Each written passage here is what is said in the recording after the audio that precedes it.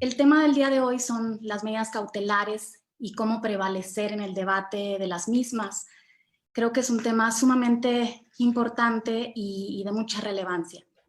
Yo, previo a entrar ya al fondo de la plática, me gustaría que todos nos ubicáramos en el contexto de lo que dice la Convención Americana sobre Derechos Humanos en el artículo 7.3 y 8.2.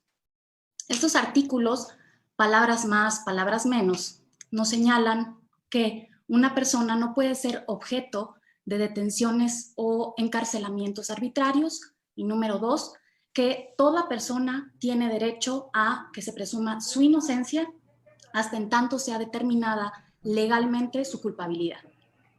En base a estos dos artículos se ha desarrollado una serie de análisis y jurisprudencia por la Corte Interamericana de Derechos Humanos que nos aportan 5 principios fundamentales para la imposición de la prisión preventiva, que es la medida cautelar más severa que prevé nuestro sistema.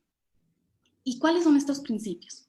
Y son sumamente importantes para el debate de la medida cautelar en la audiencia inicial. El principio de excepcionalidad, el principio de proporcionalidad, el principio de necesidad y el principio que se relaciona con el hecho que la prisión preventiva no se puede imponer solo por el tipo de delito y por la gravedad del delito. Y permítanme explicarles de manera muy concreta, porque son temas muy profundos, pero en qué consiste cada uno de ellos y cuál es la importancia en el debate. La excepcionalidad nos señala que en todo proceso penal la regla debiera ser la libertad y solo por cuestiones excepcionales, en casos estrictamente acreditados y concretos, caso por caso, podrá el juez determinar la prisión preventiva antes de sentencia porque así se acreditó. De tal forma que nosotros en una audiencia deberemos analizar estos aspectos que sea la última ratio y que sea excepcional. El principio de proporcionalidad nos señala que la prisión preventiva debiera estar con un nexo, con una relación racional entre la medida que se está solicitando y la pena, el delito por el que se está procesando a la persona.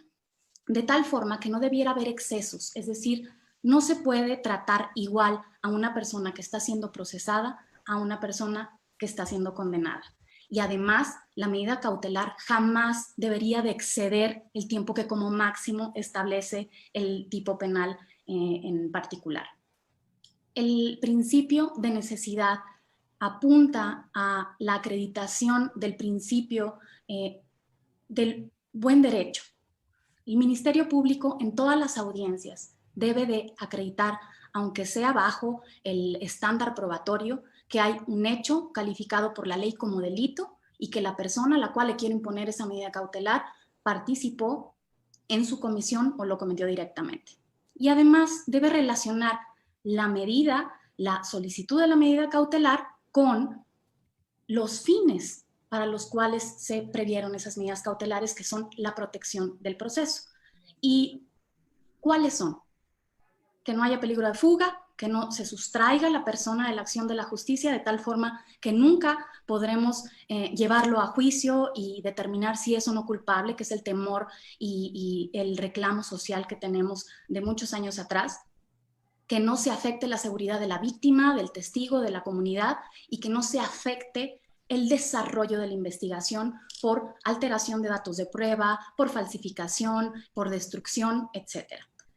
Cuando tenemos estos principios y tomamos atención que no son elementos aislados los que el juzgador debe de analizar en la valoración para decretar o imponer una medida cautelar y que no vamos a tomar solo en cuenta el tipo de delito, por ejemplo, de naturaleza sexual o la gravedad del delito porque tiene una pena altísima y que es un análisis casuístico que debiera hacer en todos los casos el juez, nos dan elementos para la argumentación en el debate en la audiencia. ¿En qué momento lo debemos de hacer?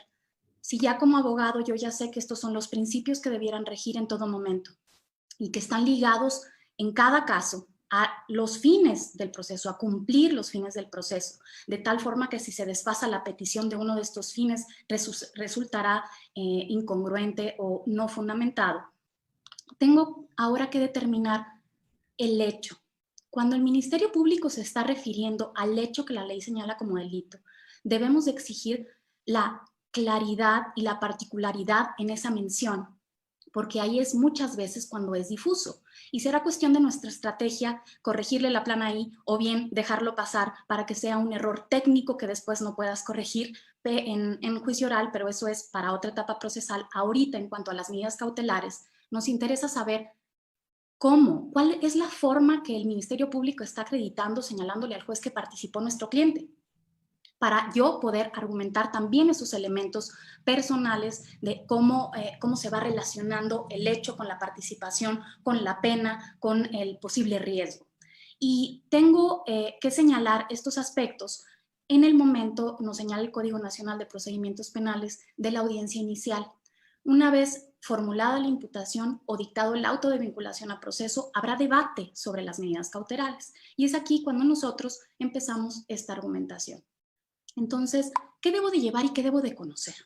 Primero, cuando yo ya sé la descripción del hecho, la coincidencia con un tipo penal establecido en el Código Penal aplicable, cuando ya tengo en consideración la pena, que va a ser uno de los elementos a tomar, y también la gravedad o la indignación social que pudiera provocar el delito, y además conozco las circunstancias de tiempo, modo y lugar a las que ha hecho mención el Ministerio Público, debemos de ser muy cautelosos al preguntarle al Ministerio Público y argumentar ante el juez por qué las otras 13 medidas, como ustedes saben, el Código Nacional de Procedimientos Penales prevé 14 medidas cautelares y la más grave es la prisión preventiva. Entonces, el Ministerio Público tiene una carga de señalar por qué las otras no son suficientes para hacer cumplir los fines del proceso. Si tengo la presentación periódica, la fianza, el embargo, la inmovilización de cuentas, prohibición de acercarse a una determinada persona, a un determinado lugar, prohibición de ejercer una determinada profesión, someterte a una institución, el resguardo domiciliario, la utilización de localizadores electrónicos. ¿Por qué? Porque estas no me sirven para señalar que el fin que tú señalas, que puede ser violado, ¿por qué no me funciona? Y eso es lo que tiene que argumentar el juez. No es nada más de decir, señoría, se trata de un delito de prisión preventiva oficiosa. Y ya nuestros tribunales se han pronunciado al respecto. No sé si ya salió, pero no está a punto de salir una contradicción de tesis en ese sentido, que aún tratándose de delitos de prisión preventiva oficiosa, el Ministerio Público tiene la obligación de pronunciarse sobre la necesidad de cautela. Entonces, debemos de llevar nosotros como abogados también una participación activa, proactiva, donde si ya sabemos el hecho y lo que nos va a señalar el Ministerio Público, tenemos que aportar elementos que le den seguridad, digamos, al juez de que nuestro cliente se va a presentar, no va a afectar la seguridad y no va a afectar la investigación. ¿Y cómo hacemos esto?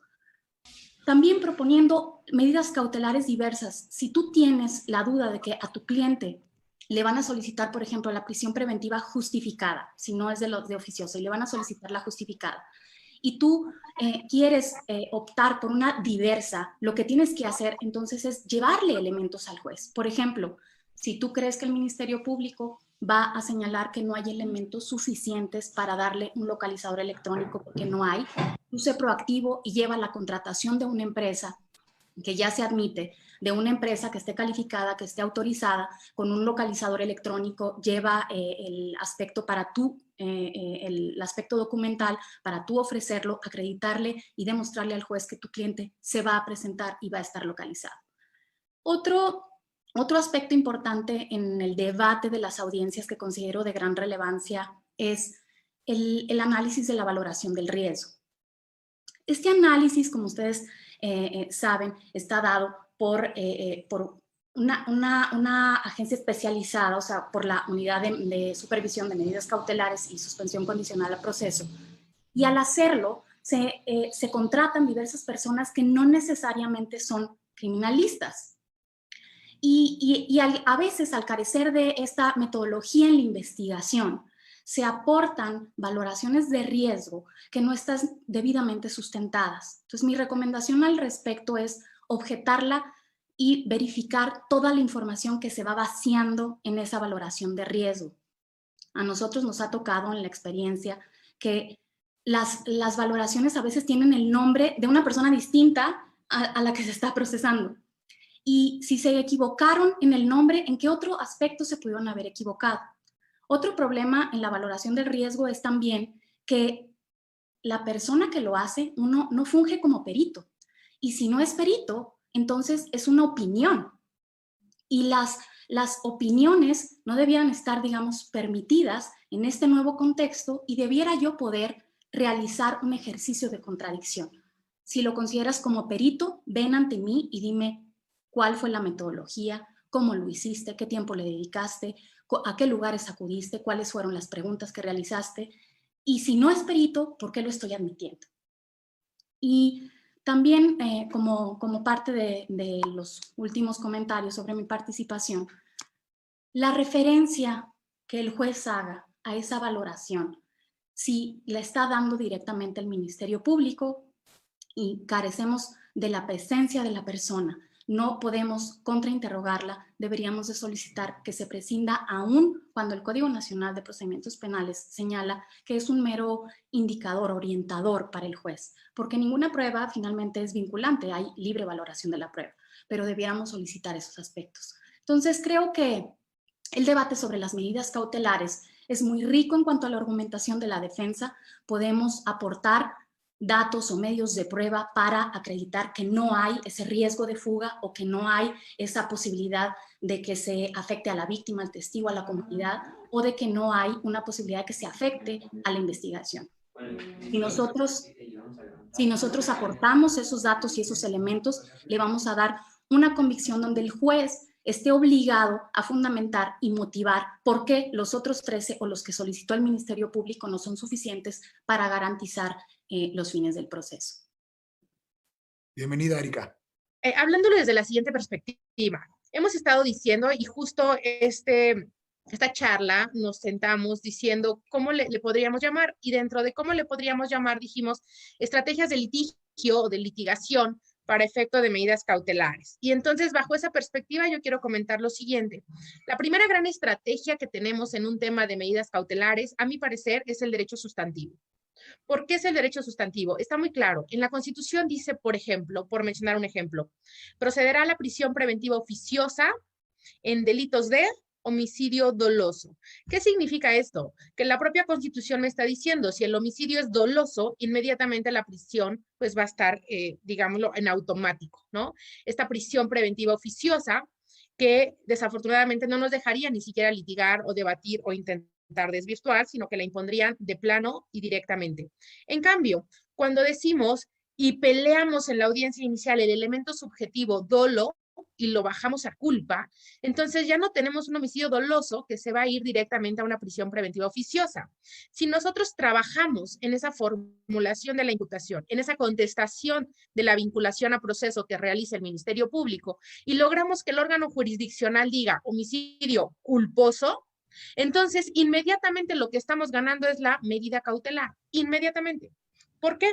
Porque si dejamos el elemento subjetivo dolo, lo que va a suceder es que nos van a imponer la medida cautelar de facto.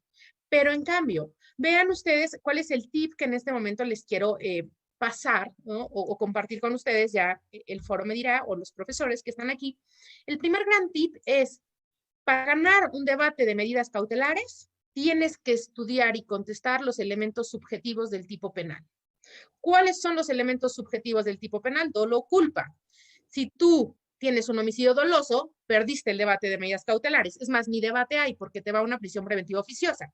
Pero si le pones las ganas y entonces debates lo subjetivo y le demuestras al juez, lo convences, le argumentas, generas elementos que den convicción respecto a un homicidio culposo, así sea una culpa con representación, inmediatamente lo que estás ganando es un debate de medidas cautelares. Ese es el primer gran tip para ganar un debate de medidas cautelares en el sistema penal acusatorio, número 1. Número 2, después de este elemento subjetivo que se tendría que argumentar, El tip número 2 que yo les daría y que me ha funcionado igual que el anterior es que cuando hablamos de cómo debatir las medidas cautelares, tenemos que hablar de elementos muy interesantes. Número 1, tenemos que hablar del bien jurídicamente tutelado, porque no es lo mismo que estemos hablando de la vida que de las lesiones, o que el robo, o que el libre desarrollo de la personalidad. El bien jurídico tutelado siempre va a ser un elemento de valoración jurisdiccional para elevar la imposición de una medida cautelar o para disminuirla, para llegar a una prisión, a un brazalete o a una fianza, afirmar periódicamente. Entonces, primero, siempre les sugiero que versen su argumentación, su debate respecto del bien jurídico tutelado. Número 2, apariencia del buen derecho. ¿Qué significa esto de apariencia del buen derecho? ¿Efectivamente existe un hecho que la ley señala como delito? Esto se traduce básicamente en el principio de legalidad. Y peligro en la demora. ¿Qué va a significar el tema del peligro? Tercero, peligro en la demora. Cuando hablamos de peligro en la demora, vamos a estar hablando de elementos, por ejemplo, cuando decimos es necesaria la medida cautelar, porque si no se la impones, corre un riesgo la víctima, el proceso o el propio imputado. Entonces tenemos que debatir diciendo no hay peligro en la demora. No tenemos por qué imponer una medida cautelar más gravosa. Y de esa manera generar un test de proporcionalidad, le ha denominado la Suprema Corte de Justicia, al test de proporcionalidad en el cual vas evaluando o valorando cómo vas generando cierta restricción a los derechos humanos, a los derechos fundamentales, al debido proceso. Y entonces vamos a llevar al órgano jurisdiccional a que realice un test de proporcionalidad. ¿Por qué no hay peligro en la demora? ¿Por qué no necesitas una medida cautelar grave? No nada más la prisión preventiva, el brazalete también puede ser grave versus ir a firmar. Una fianza a lo mejor de 1 millón de pesos versus únicamente garantizar. Entonces, vamos a ir ganando este tipo de debates de medidas cautelares. Número 3, repito, con el tema del peligro en la demora. Y ahí se atacan cuestiones como proporcionalidad y como necesidad de la medida cautelar. Esos son los 3 tips que yo les pasaría para el tema del debate. Luego, eso es 1, el derecho sustantivo, 2, en el tema procesal, 3, quisiera yo también platicarles ahorita que justo Patti, que me antecedió, hablaba de una contradicción de tesis. Esta contradicción de tesis ya se resolvió, es la contradicción de tesis 551/2019, pero esta contradicción de tesis es muy interesante porque en realidad, recuerden ustedes que hubo una reforma en abril del 2019 en la cual se reguló o se estableció que iba a aumentarse el catálogo de delitos de prisión preventiva oficiosa y fue esta modificación a la Constitución. Pero uno de los transitorios de esta modificación a la Constitución decía que teníamos que hacer una reforma en el Código Nacional de Procedimientos Penales. Entonces, hubo 2 criterios. El primer criterio de un tribunal dijo, mientras no exista reforma al Código Nacional de Procedimientos Penales, no se puede aplicar directamente la Constitución, aun cuando sea de prisión preventiva oficiosa, por un principio pro persona y de derechos humanos, ¿no? Y hubo otro criterio colegiado que dijo, no, si ya está en la Constitución, que se aplique directamente la Constitución porque es nuestra norma suprema. Estos 2 criterios de colegiado se enfrentaron en una contradicción de tesis en la Suprema Corte por 2 delitos que eran los que se aplicaban: robo de hidrocarburos y portación de arma de fuego. Al haberlo resuelto, la Corte resolvió que mientras no existiera una reforma al Código Nacional de Procedimientos Penales, no se podía aplicar directamente la prisión preventiva oficiosa, pero solo para estos 10 delitos que se sumaron en abril del 2019. La noticia es buena, pero ¿qué creen?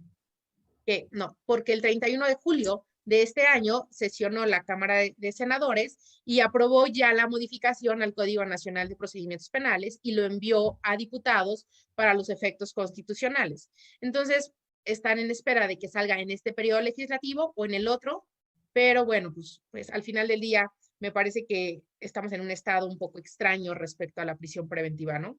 Pensaríamos que esa es la solución y en realidad, como dijo Patti, tendríamos que ir hablándolo de caso por caso. Sé que el tiempo es poco, yo ya estoy viendo el chat, pero tercer elemento, porque les quiero dejar 3 tips. El primero ya les dije, derecho sustantivo. Si ustedes ponen bien abusados con el tema del derecho del elemento subjetivo, dolo o culpa, bajan la medida cautelar. Ejemplo claro, el homicidio doloso. Tip 2, siempre hablar del bien jurídico tutelado, apariencia del buen derecho, peligro en la demora, que van a llevar a proporcionalidad y necesidad de la cautela. Y número 3, y muy importante, Resulta ser que para que te den determinada medida cautelar se requiere un análisis de riesgo. Este análisis de riesgo lo realiza o la institución del Estado, que puede estar en Poder Judicial, como en Ciudad de México, o en policía, ¿no? Como está en la Federación, y este análisis de riesgo permite determinar únicamente una condición de qué tan riesgoso es o no una persona. Bien, tercer tip que a mí me ha funcionado muy bien, contratar análisis de riesgo privados. Esto no lo dice la ley, pero ¿qué creen? Que se puede, porque puedes llegar a la audiencia inicial y contratar al maestro Cuauhtémoc Vázquez González de la Vega, que lo hemos hecho muchas veces.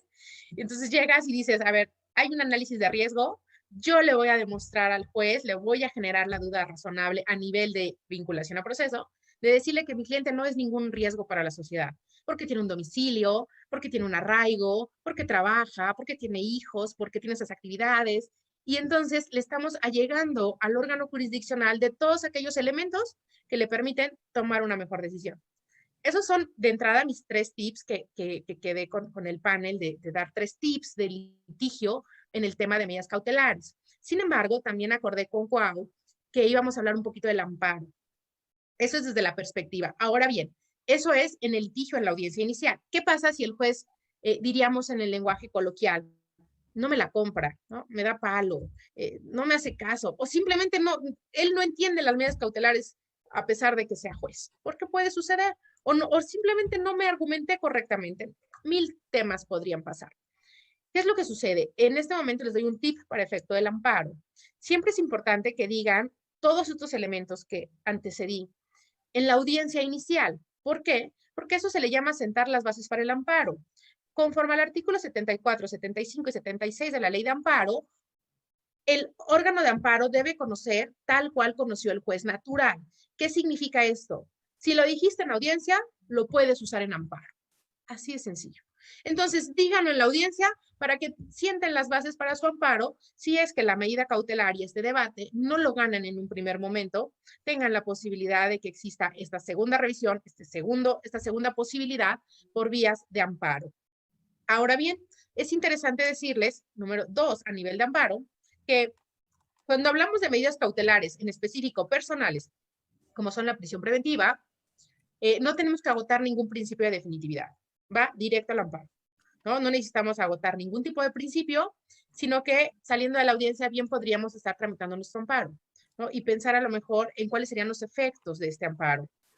¿A qué me refiero con cuáles serían los efectos de este amparo? Porque al final del día, lo más preciado y a lo que se acercan los clientes cuando estamos litigando es, cuida mi libertad.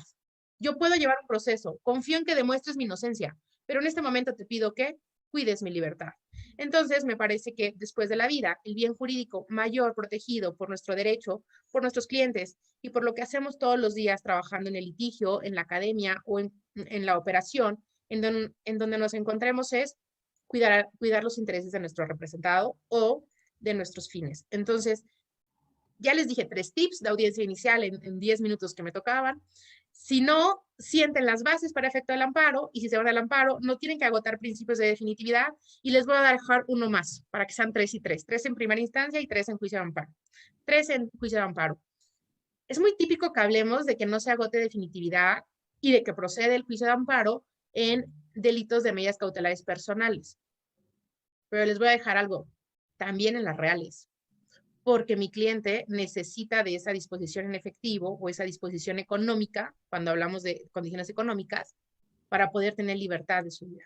Entonces, es una interpretación muy interesante desde el punto de vista de derechos humanos, que podría pegar muy bien también efectos de amparo cuando nos imponen algún tipo de monto exagerado en la imposición de una medida cautelar. Muchas gracias, estimado Rodolfo. Te devuelvo los micrófonos. Es un honor para mí participar con ustedes. Muchísimas gracias, Erika. Pues bien, aprovechando ya la intervención de 2 mujeres extraordinarias como ustedes, quisiera yo preguntarte, Erika, y ahorita retomo también el tema con Patricia. Hablamos del tema del elemento subjetivo para efectos de esa audiencia. Y bueno, en la experiencia profesional, y hemos tenido casos en que llegamos a la audiencia por una detención, por una comisión de inflagrancia, y apenas vamos conociendo el asunto cuando llegamos ya a la audiencia. Entonces, y esto tiene que ver, y te lo pregunto, Erika, ¿cómo manejarías tú o qué tips nos darías? Porque nos has dado muy buenos tips en relación a la teoría del caso, porque es muy complicado en esa vorágine tan rápida de decidir si es culposo o no, cómo manejar ese elemento subjetivo, porque tiene que ver con tu planteamiento de la teoría del caso, por un lado. Por otro lado, el elemento subjetivo, pues requieres normalmente la declaración del imputado. Esa es otra pregunta que te quiero hacer. Si tú trabajarías una declaración, un interrogatorio de tu cliente, del imputado, para efectos de ver el tema del dolo. Y te digo un ejemplo, ¿no? Una persona que en la noche tuvo un conflicto con unos travestis que están en la calle de Nuevo León y pues le roban el celular, porque ya ves que se acercan a los vehículos, le sacan el celular y esta persona saca un arma y dispara, pero pues le da a un conserje que va saliendo de uno de los edificios. Entonces, pues tienes la detención, ¿no? Y vas a tener la carga de que el juez seguramente el dolo siempre nos lo regalan, siempre lo presumen, ¿no? Lamentablemente los jueces. Entonces, en un caso hipotético como este que yo te comento, y que ahí tiene que ver hasta con un tema de dolo eventual, de culpa, ahí ya eso es cuestión de cada quien, ¿no? ¿Cómo lo manejarías tú? Y más que este caso en particular te lo pongo para ver cómo hago con mi teoría del caso, ya la expongo, porque ya también ahí voy exponiendo lo que va a pasar después en mi investigación privada. Entonces, ¿qué pasaría con tu teoría del caso? ¿Decidirías declarar al imputado para efecto de decir que él no tuvo la intención, pero pues bueno, estás ya confesando el disparo y el uso del arma? Entonces, ¿cómo lo manejarías? Porque es un caso muy real y que va a tener que ver pues, desde el tema de la vinculación como en la medida cautelar. Claro, mira, es buenísima y la pregunta es completamente de litigio, me encanta. Todos los litigios son casuísticos, pero en este caso que Sí, me pones, sí. yo haría lo siguiente, Rodolfo.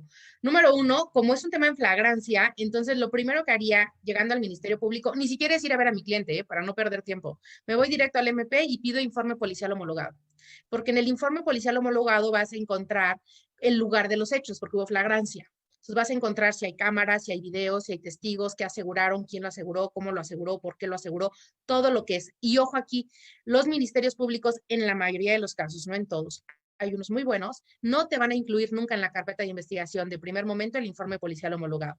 Y te van a decir, no me lo han pasado, lo tiene policía, no sé, déjeme ver, espéreme, ¿no? Lo Entonces, sabemos. lo tenemos, pero tenemos 48 horas porque estamos en la agencia. Entonces, tú muy educadamente, como siempre eres muy lindo, le dices, necesito el informe porque es mi derecho, quiero el informe. En cuanto te dan el informe, le llamamos después, Cuau y yo le llamábamos, bueno, Cuau me lo enseñó porque soy su discípula además, le llamábamos FODA, la fortaleza, la oportunidad, la debilidad y la amenaza. ¿Qué fortaleza tienes a partir de haber analizado el informe policial homologado? Pues tengo la fortaleza de que cuando hay un video donde él dispara, ¿no? Y entonces se ve que nada más lo hace como por reflejo. Eso lo vas valorando para el elemento subjetivo. La debilidad, madres, pues se ve que está disparando, o sea, ya es evidente que hizo el disparo, ¿no? La amenaza, ¿cuál es la amenaza? Que puedan decir que fue con toda la intención, ¿no? Y la oportunidad es convertir esa amenaza en una fortaleza y decir, sí disparó, mi cliente tiene toda la aceptación. ¿Por qué? Porque sabes que hay un video, entonces ni para qué negarlo. Pero él está muy dañado, le metes inmediatamente un psicológico privado, tú mismo mandas siempre hago dos cosas, pides la psicológica por escrito ante el Ministerio Público y de aquí a que te lo dan, tú pones la privada. Si llega la del Ministerio Público, tienes dos, privada y Ministerio Público, y entonces van a ser correlacionadas al decir que él tiene un daño también. Alguien que hace una acción con intención no refleja nunca un daño, ¿vale? Entonces, en el caso que me estás planteando, yo plantearía las dos y yo digo, mi cliente también tiene un daño porque él no quería hacer esto, incluso necesita atención médica y psicológica. Inmediatamente estás bajando de un dolo eventual, porque en el caso que me cuentas me parece que sería un dolo eventual porque tienes como posible el resultado aunque no lo quieres, y lo estás bajando a una culpa con representación llevada a un exceso de confianza por exceder niveles objetivos de cuidado. Exacto. ¿Y qué hago? Sí lo declaro, en ese contexto que me estás diciendo, porque Sí, quiero claro. llevar al juez hacia un elemento en el cual existe la condición, no la puedo negar, pero mis debilidades las voy a convertir en fortalezas. Así lo haría. Porque tienes que exponer qué sintió esta persona en ese momento. Por Ese sería supuesto. entonces tu consejo de declararlo con un buen interrogatorio para acreditar entonces que no tuvo la intención de matar al conserje. Pues, Además, Erika, perdón, además, como todo siempre lo funde y lo motivo, sería el 319 del Código Nacional de Procedimientos Penales que te permite ofrecer y desahogar medio de prueba en la fase inicial, en la audiencia inicial, con la finalidad de la medida cautelar. Entonces tengo todo para poder llevarlo a la práctica. Pero lo primero que hago es irme a buscar el informe policial homologado. muy bien. Bueno, pues Eso haría, querido Rodolfo. me encantó la respuesta, Erika. Y ahora voy con Patti porque quisiera también que ella nos comentara cómo mejoraría el esquema, hablando de la opinión o de considerar opinión o como un perito a estas personas que hacen la valoración de riesgo. Y me refiero al oficial porque de la privada vamos a hablar mucho con Samuel y con Cuauhtémoc. Patti, ¿tú cómo mejorarías esto? Pues mira, es un tema muy controversial porque ya se creó la estructura y la estructura debería precisamente aportar los elementos de convicción necesarios, por lo menos para establecer las bases de que esa opinión es una opinión técnica o pericial específica, porque si no, únicamente me estoy quedando con una opinión.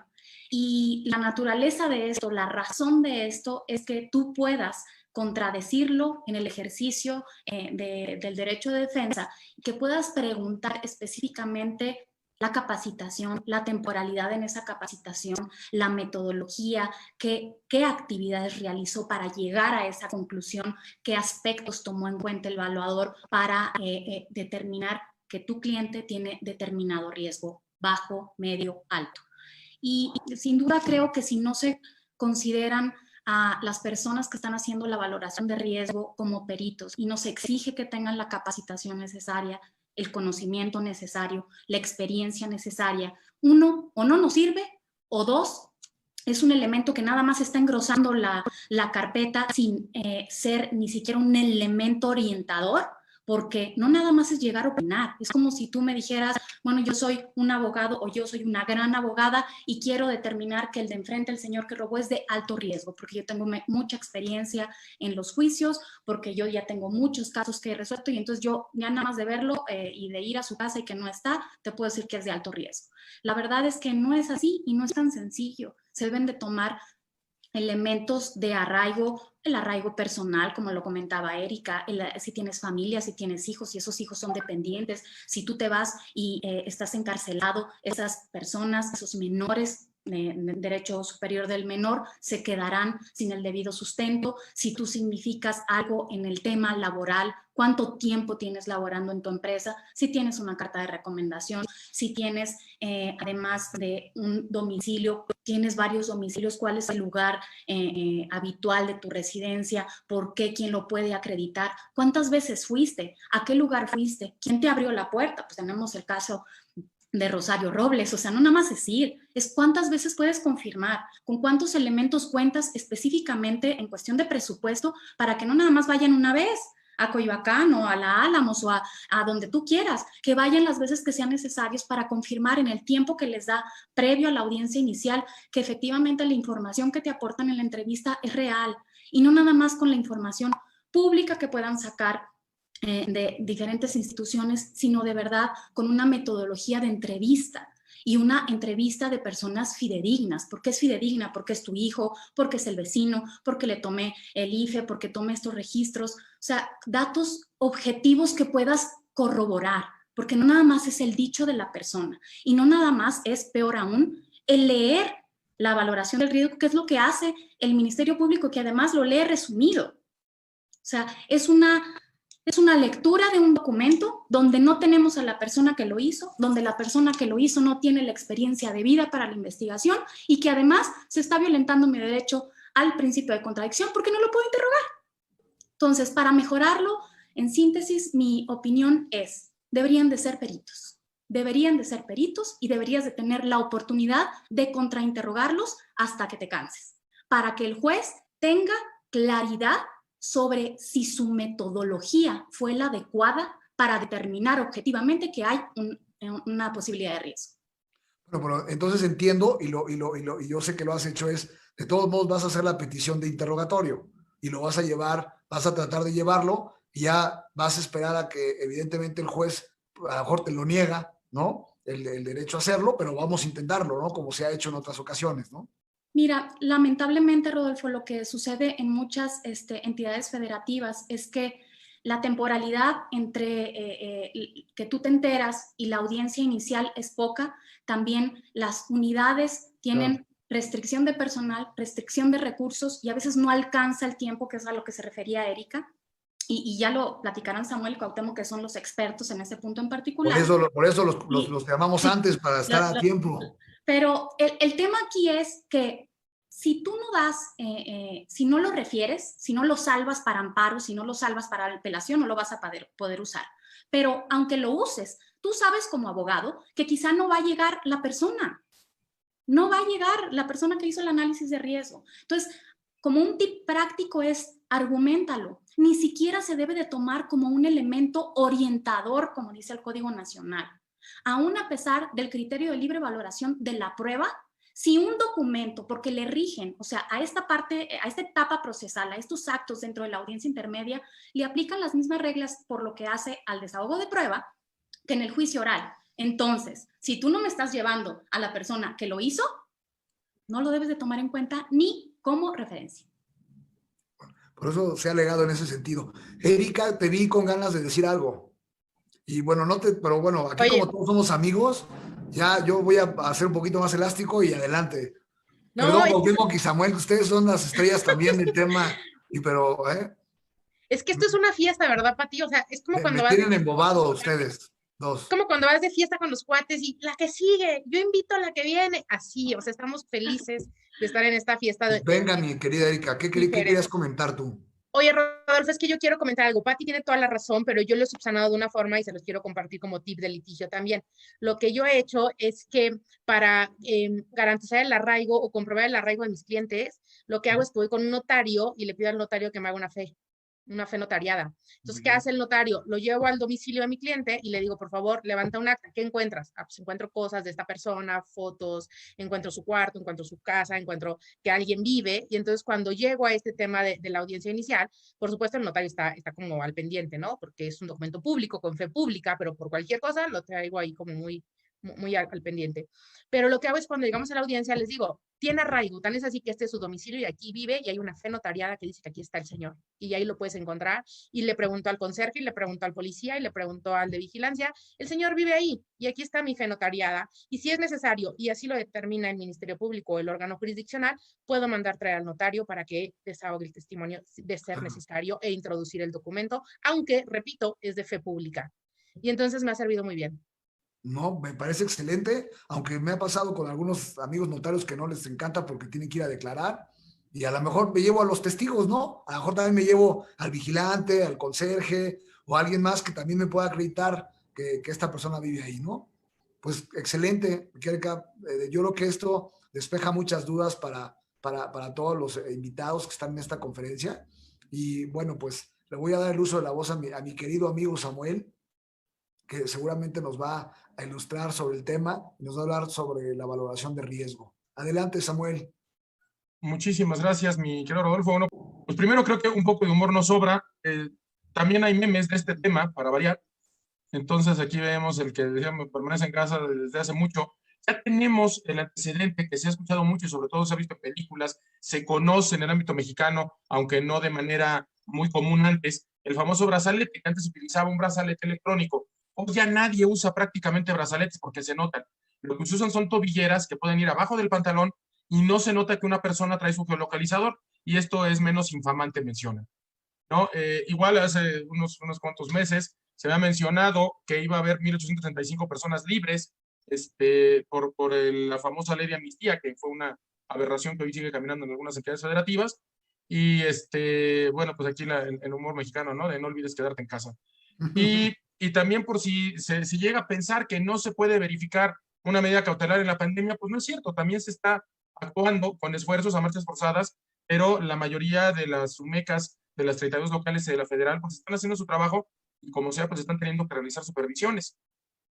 Y bueno, por último, pues nada más recordar cómo se supone que es la moda ahora de charlar en webinars con nuestro debido camisa, corbata, hasta trajecito a lo mejor, ¿no? Pero pues están un poco más cómodos siempre. ¿Cuáles son las recomendaciones? Yo me centraría en 10 puntos esenciales para intentar ganar, para intentar ganar o tener una prevalencia en una audiencia de medidas cautelares. Bueno, primero, tenemos que recordar que no es lo mismo la prisión preventiva oficiosa que el delito grave. Y cuando se hizo la transición de hablar de delitos graves a hablar ahora de delitos de prisión preventiva oficiosa con la reforma constitucional del 2008 y ya después a partir del 18 de junio del 2016 ya hablando en todo el país del sistema penal acusatorio en vigor en todo el país, todavía hoy se sigue escuchando, no solamente en medios, sino en ámbitos hasta profesionales, de que se habla de delitos graves. Ya no podemos hablar de delitos graves. Hoy tenemos que centrarnos que el artículo 19 constitucional nos señala los delitos de prisión preventiva oficiosa. Entonces, esos delitos de prisión preventiva oficiosa que, como ya comentaba Patricia y Erika, que se deben de considerar para efectos también hasta de jurisprudencias, hasta de criterios, de que no basta que estén en la Constitución, sino que tienen que estar en el Código Nacional de Procedimientos Penales. Bueno, hoy tenemos un catálogo que está señalado desde la Constitución misma y que tiene que permear al Código Nacional de Procedimientos Penales. Y fuera de esos casos de prisión preventiva oficiosa, se tendrá que debatir, en su caso, si se desea por parte de la Fiscalía que una persona lleve su proceso hasta que llegue a audiencia de juicio oral, si tiene que llevar su proceso privado de su libertad. Pero debemos de tener claro que solamente en los delitos de prisión preventiva oficiosa se debe de llevar el proceso de manera forzosa en una cárcel, en un centro penitenciario. Segundo tip, hay que recordar el rol y la competencia de cada parte. Y esto, desgraciadamente, en la práctica muchas veces es catastrófico. ¿Qué tiene que hacer el juez? El juez lo único que tiene que hacer es ver cómo se despedazan entre las partes, en pocas palabras, ver cómo está el abogado defensor, cómo presenta en su caso a peritos expertos en medidas cautelares, en cautela procesal también denominada, y cómo por otra parte va a estar el fiscal queriendo acreditar que hay factores de inestabilidad o factores de riesgo y que la persona se podrá fugar o le podrá hacer algo a la comunidad, a la víctima, testigo, al ofendido, o cómo podrá obstaculizar el proceso. Son posturas encontradas. ¿Pero a qué le compete a cada uno? El juez tiene que recibir en su caso la información que le va a dar la unidad de medidas cautelares, ya sea la federal o las locales, tendrá que recibir esa información y bajo la libre valoración podrá tomarla o no en cuenta. Eso sí, tendrá que fundar y motivar por qué no la tomó en cuenta, ojo que esto es muy importante, y también tendrá que fundar y motivar en su caso por qué sí lo está considerando. ¿Qué le compete a la Fiscalía? El rol de la Fiscalía es muy sencillo. Tiene que presentar a través de la unidad de medidas cautelares una evaluación de riesgos procesales, que así le denomina el Código Nacional de Procedimientos Penales, y esa evaluación de riesgos procesales, en su caso, evidentemente, se tendrá que presentar a quien firmó esa evaluación para que pueda ser interrogado debidamente, porque las pruebas documentales del sistema penal acusatorio todos sabemos que se desahogan como testimoniales. Entonces, necesariamente, el que suscribió la evaluación de riesgos procesales, pues ni modo, tendrá que estar ahí señalando por qué firmó ese documento y el contenido de ese documento, lo tendrá que exponer. Y tendrá también que ser sujeto a interrogatorio y contrainterrogatorio. Pero eso es lo que le corresponde a la Fiscalía. Hay muchos casos en que la propia Fiscalía se siente un meca y entonces empieza a dar argumentaciones de riesgos procesales. Es que se va a fugar porque ya se fugó en Estados Unidos y porque lo encontramos abajo de las piedras. A ver, espérame.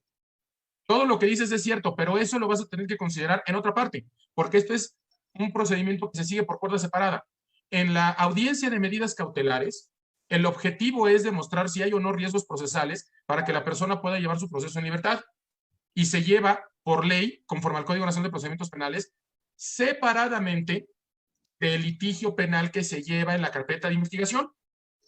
En la carpeta de investigación, Fiscalía, di lo que quieras y acredítalo como quieras, pero aquí solamente te puedes constreñir, ojo, a solicitar la prisión preventiva justificada si lo avala una evaluación de riesgos procesales de la unidad de medidas cautelares.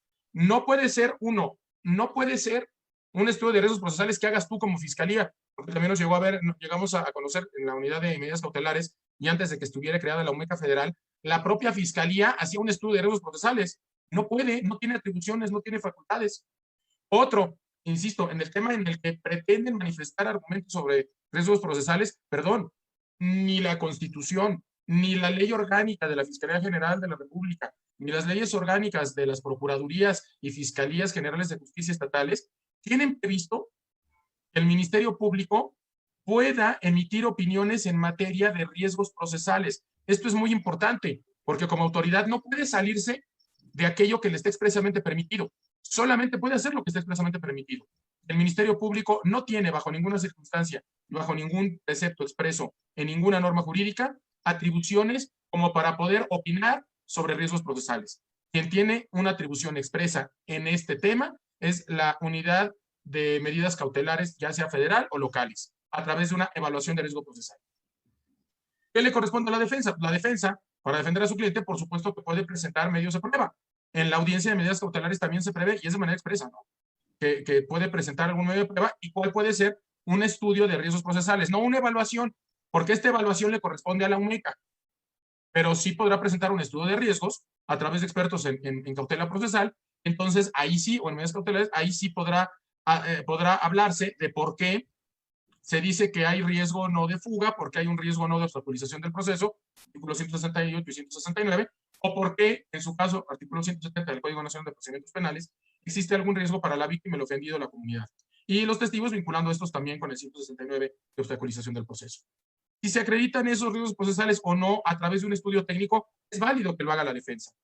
Claro, el tema es que no cualquier persona se va a poder acreditar como experto, igual que si estamos en un delito ambiental y pretendemos presentar un peritaje de impacto ambiental que haga un contador. No se puede. Tiene que ser personal acreditado en cautela procesal, que tenga experiencia en cautela procesal o en la evaluación o en el estudio de riesgos procesales.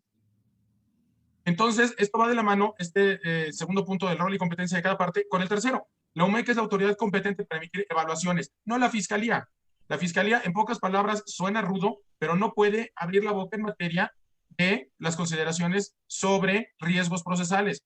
Si no tiene una evaluación de riesgo procesal de la UMECA y no está ahí la persona que firmó esa evaluación de riesgos procesales, no podemos tomar en cuenta la opinión de la Fiscalía. Eso lo debemos de tener muy en cuenta porque se tiene que hacer ver al juez en su momento. La información que se ventila, comentábamos en la audiencia de medidas cautelares, no puede usarse en investigación ministerial, artículos 155 y 164 del Código Nacional de Procedimientos Penales. La persona imputada puede ofrecer medios de prueba, como decíamos, como lo puede ser un estudio de riesgos procesales. Esto está previsto también en el artículo 154, expresamente también en el 163 del Código Nacional de Procedimientos Penales. Algo que también mencionaban, la metodología es esencial. Desgraciadamente hemos encontrado de todo. No puedo señalar por motivos de ética unidades de medidas cautelares de qué entidad federativa, pero hay una entidad federativa en el país en donde nos consta que hicieron una evaluación de riesgos procesales solamente con 3 preguntas a la persona imputada. 3 preguntas, y ya con eso hicieron una evaluación de riesgos procesales diciendo hay riesgo. Perdón, pero debe de existir una metodología.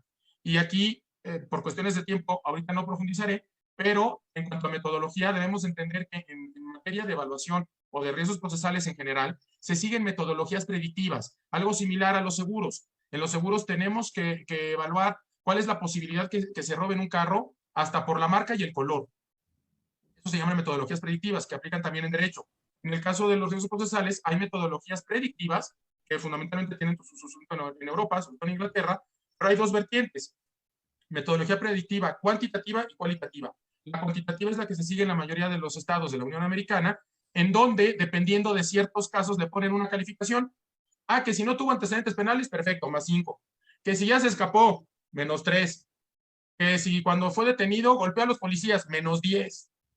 Que dijo, adelante, yo hago lo que quieran, actitud de respeto y colaboración, +5. Y entonces podemos tener una evaluación de riesgos procesales con números muy positivos o muy negativos. Eso será lo que determine en una metodología predictiva si la persona representa o no un riesgo procesal. ¿Cuál es el problema? Y esto un poco también compartiéndoles la experiencia de su servidor en el sistema penitenciario federal y en la unidad de medidas cautelares. ¿Saben quiénes son los que se portan mejor en las cárceles federales? Los líderes del narco, los líderes de los cárteles, son los que tienen una actitud ejemplar. Y para ellos una evaluación de riesgos procesales saldría altísima, como dato cultural. Entonces la metodología no puede ser cuantitativa en todos los casos. La metodología predictiva tiene que ser cualitativa en muchísimas ocasiones, porque además no podemos decir matemáticamente hay 73.4% de riesgos de que te escapes y te vayas a tu casa si te permiten ir. Entonces, lo que se hace en un estudio de riesgos procesales bajo una metodología predictiva cualitativa es acercarle a la autoridad judicial factores de riesgo y estabilidad para decirle, yo no sé si va a escaparse o no. no soy, no tengo una bola de cristal, no soy Calimán, pero lo que sí te puedo decir, juez, es que con base en una entrevista y en un estudio pormenorizado con diversos medios de prueba, que pueden ser 15 o 25 medios de prueba en promedio, los que se llevan un estudio de riesgos procesales como anexo, con esos yo te voy a acreditar que hay factor de riesgo en esto y en esto y en esto, pero que hay factor de estabilidad familiar, profesional, académico, etcétera. Después, en técnicas de contrainterrogatorio, y aquí también hay que tomar en cuenta que como en cualquier tipo de interrogatorio y contrainterrogatorio, en materia de sistema penal acusatorio puede haber cuestionamiento de 3 temas. Cuestionamiento de la persona, que éticamente no es válido. Cuestionamiento sobre la capacidad técnica de la persona, que eso sí es válido. Y cuestionamiento sobre el contenido del documento que se está exponiendo por la persona que está siendo interrogada. Ahí sí se vale. Sin entrar mayormente a detalles, pero creo que es algo muy sencillo. Y esto lo hemos visto en algunas películas y que ya se puede dar incluso y se ha dado en la práctica mexicana. Pregunta a un perito, ¿usted es el que aparece en su perfil de Facebook en una orgía con animales? ¡Objeción! No tiene nada que ver. Ok, objeción, se retira la pregunta. Pero ¿quién le va a quitar al juez la imagen mental de que el perito que está examinando estaba en una orgía con animales, aunque no estuviera en su perfil de Facebook? Entonces, todo ese tipo de prácticas poco éticas la debemos evitar. Si vamos a atacar a alguien, que sea por lo que dijo y no por lo que es o por lo que ha hecho fuera de un dictamen técnico. Entonces, el contrainterrogatorio en su caso tiene que versar sobre si una evaluación de riesgos procesales o un estudio de riesgos procesales efectivamente se refieren al tema de factores de estabilidad y de riesgo y me pueden servir para determinar si la persona podrá llevar su proceso en libertad. Tanto la evaluación de medidas cautelares como el dictamen técnico, tip número 8, deben referirse a riesgos procesales. No nos perdamos. No es el proceso penal. Esto es únicamente un espacio dentro de todo este gran proceso para ver si la persona obtiene un beneficio procesal consistente en llevar su proceso en libertad si es que no hay riesgos procesales. Entonces, el tema central de la audiencia es riesgos procesales. El objetivo de la audiencia de medidas cautelares es determinar si hay o no riesgos procesales para que la persona pueda llevar su proceso en libertad. Y tip número 9, quien acredite mayores factores de estabilidad, pues será quien técnicamente la autoridad jurisdiccional le deberá de conceder la razón, para que dentro de su libre valoración hay temas que el juez no puede cambiar. Vamos, hay criterios que incluso corresponden a instancias internacionales, a tratados internacionales, a principios universales en materia de derechos humanos que un juez no puede olvidar. Y entre ellos podemos mencionar que la lógica jurisdiccional siempre deberá privilegiar la libertad, porque ante todo existe el principio de presunción de inocencia. Y además debe de privilegiar, y en tiempos de pandemia es muy importante, la vida y la salud de la persona. Ahora, es indispensable que lo metas a una cárcel, cuando hoy sabemos que ha habido, hasta el mes de julio, había más de 1000 muertes en cárceles en el país. Es necesario que metas a una persona a la cárcel. No le puedes decir que venga a firmar cada semana ante la UMECA. No le puedes decir que se ponga una tobillera electrónica de geolocalización. Y se pueden jugar con las otras 13 medidas cautelares distintas a la prisión preventiva. 1 o 13, pero todas son mejores que privar a una persona de su libertad. Y además de eso, también hay que pensar muchas veces en el interés superior de la niñez, porque además aquí hay criterios jurisdiccionales ya establecidos, y del año pasado inclusive, en donde se señala expresamente que por el interés superior de la niñez, a un niño le va a traumatizar que su padre esté en prisión cuando no necesariamente tenía que estar en prisión, y además, en pocas palabras también, y así lo ha dicho la Suprema Corte, conviene más que la persona no esté privada de su libertad para que pueda trabajar y con eso pueda dar la manutención a los menores. Interés superior de la niñez, no me tengas encerrado, mejor déjame trabajar para que pueda seguir manteniendo a quien tengo obligación de mantener. Y pues ya con estos 10 principios, perdón por pasarme un poquito, pero ahí vamos, creo que son los 10 principales tips que su servidor les podría dar en materia de riesgos procesales. Estamos a sus órdenes. Muchas gracias, Arturo y Rodolfo, muy gentiles. Erika, Pati, Cuau, gracias. Cuauhtémoc, bienvenido. Gracias, querido Rodolfo. Felicitarlos porque los tips que dieron, las recomendaciones son muy buenas en el tema de riesgo procesal, en el tema que nos ocupa. Es fundamental realmente que efectivamente cuando tengamos un cliente, cuando tengamos un defendido, lo primero, como lo dijo Erika, que tenemos que valorar, pues es su libertad. Vamos a llevar el proceso con él, sí, vamos a tratar de llegar a un abreviado, de una suspensión condicional del proceso o algún mecanismo descongestión o aceleración, pero lo primero que hay que hacer es ver que mi cliente no pise la cárcel o no lo priven de su libertad. Y para eso, pues son los tips que en este webinar estamos platicando y ya mis colegas pues los dieron prácticamente todos. A mí me gustaría resaltar solamente algunos de ellos en el sentido de lo que comentó Patti, Erika y Samuel sobre las evaluaciones de riesgo procesal. Ya nos presentaba Rodolfo a Samuel y a un servidor como los que hicimos y construimos la UMECA Federal. Nos tocó a Samuel y a mí en distintas trincheras, pero al final coincidir como coordinadores de la unidad de medidas cautelares, suspensión condicional de riesgos en la federación, cuando ésta empezó a trabajar hace algunos años. Un servidor fue el titular y Samuel fue mi director general operativo. Entonces, si Erika decía que ahora me contrata a mí para hacer una evaluación de riesgo, pues yo en ese momento contrato a Samuel, porque Samuel es mi director operativo y es el que pues elaboramos entre ambos prácticamente alrededor de 3,000 evaluaciones de riesgo procesales. Todas afortunadamente nos salieron bien, nadie se nos fugó, no hubo ningún problema con el Ministerio Público Federal, ni con los jueces de control, ni con nada. Afortunadamente salimos bien librados, con poco personal. Como decía Patti, la verdad es que las UMECAS a nivel nacional sufrimos, incluyéndonos nosotros, la federal en ese entonces, de escasez de recursos y de personal. Tuvimos la oportunidad de coordinar, Samuel y yo, la Red Nacional de UMECAS, en su momento donde trajimos a la Ciudad de México a todos los titulares de las UMECAS a nivel nacional, y teníamos la intención, creo que es algo que nos faltó tiempo, se nos fue el gobierno anterior y la administración anterior. Queríamos hacer una ley nacional de UMECAS, que no la hay. Hay ley de mecanismos alternos, hay ley de ejecución penal, pero no hay una ley de medidas cautelares, no hay ni un protocolo nacional de actuación en esa materia, y nos ceñimos solo a lo que dicen algunos artículos del Código Nacional de Procedimientos Penales, por cierto, muy escaso en la materia. Entonces, creo yo, y ese es un tip, compañeros litigantes, compañeros servidores públicos, volvamos a retomar el tema de que se necesita por lo menos un protocolo de actuación, como hay el Protocolo Nacional de Actuación del Primer Respondiente, la Guía Nacional de Cadena de Custodia, la Guía de Procesamiento del Lugar, o el protocolo del Policía con Capacidades para procesar el lugar de intervención. Necesitamos por lo menos un protocolo nacional de medidas cautelares para establecer y normar lo que dice Patti. ¿Cómo es posible que no me dejen interrogar a la persona que hizo la evaluación de riesgo de mi cliente y que está diciendo que requiere cautela, ¿verdad? Entonces, ¿dónde está la igualdad de armas en una audiencia? No, necesitamos un protocolo con reglas claras y precisas, si no es que una ley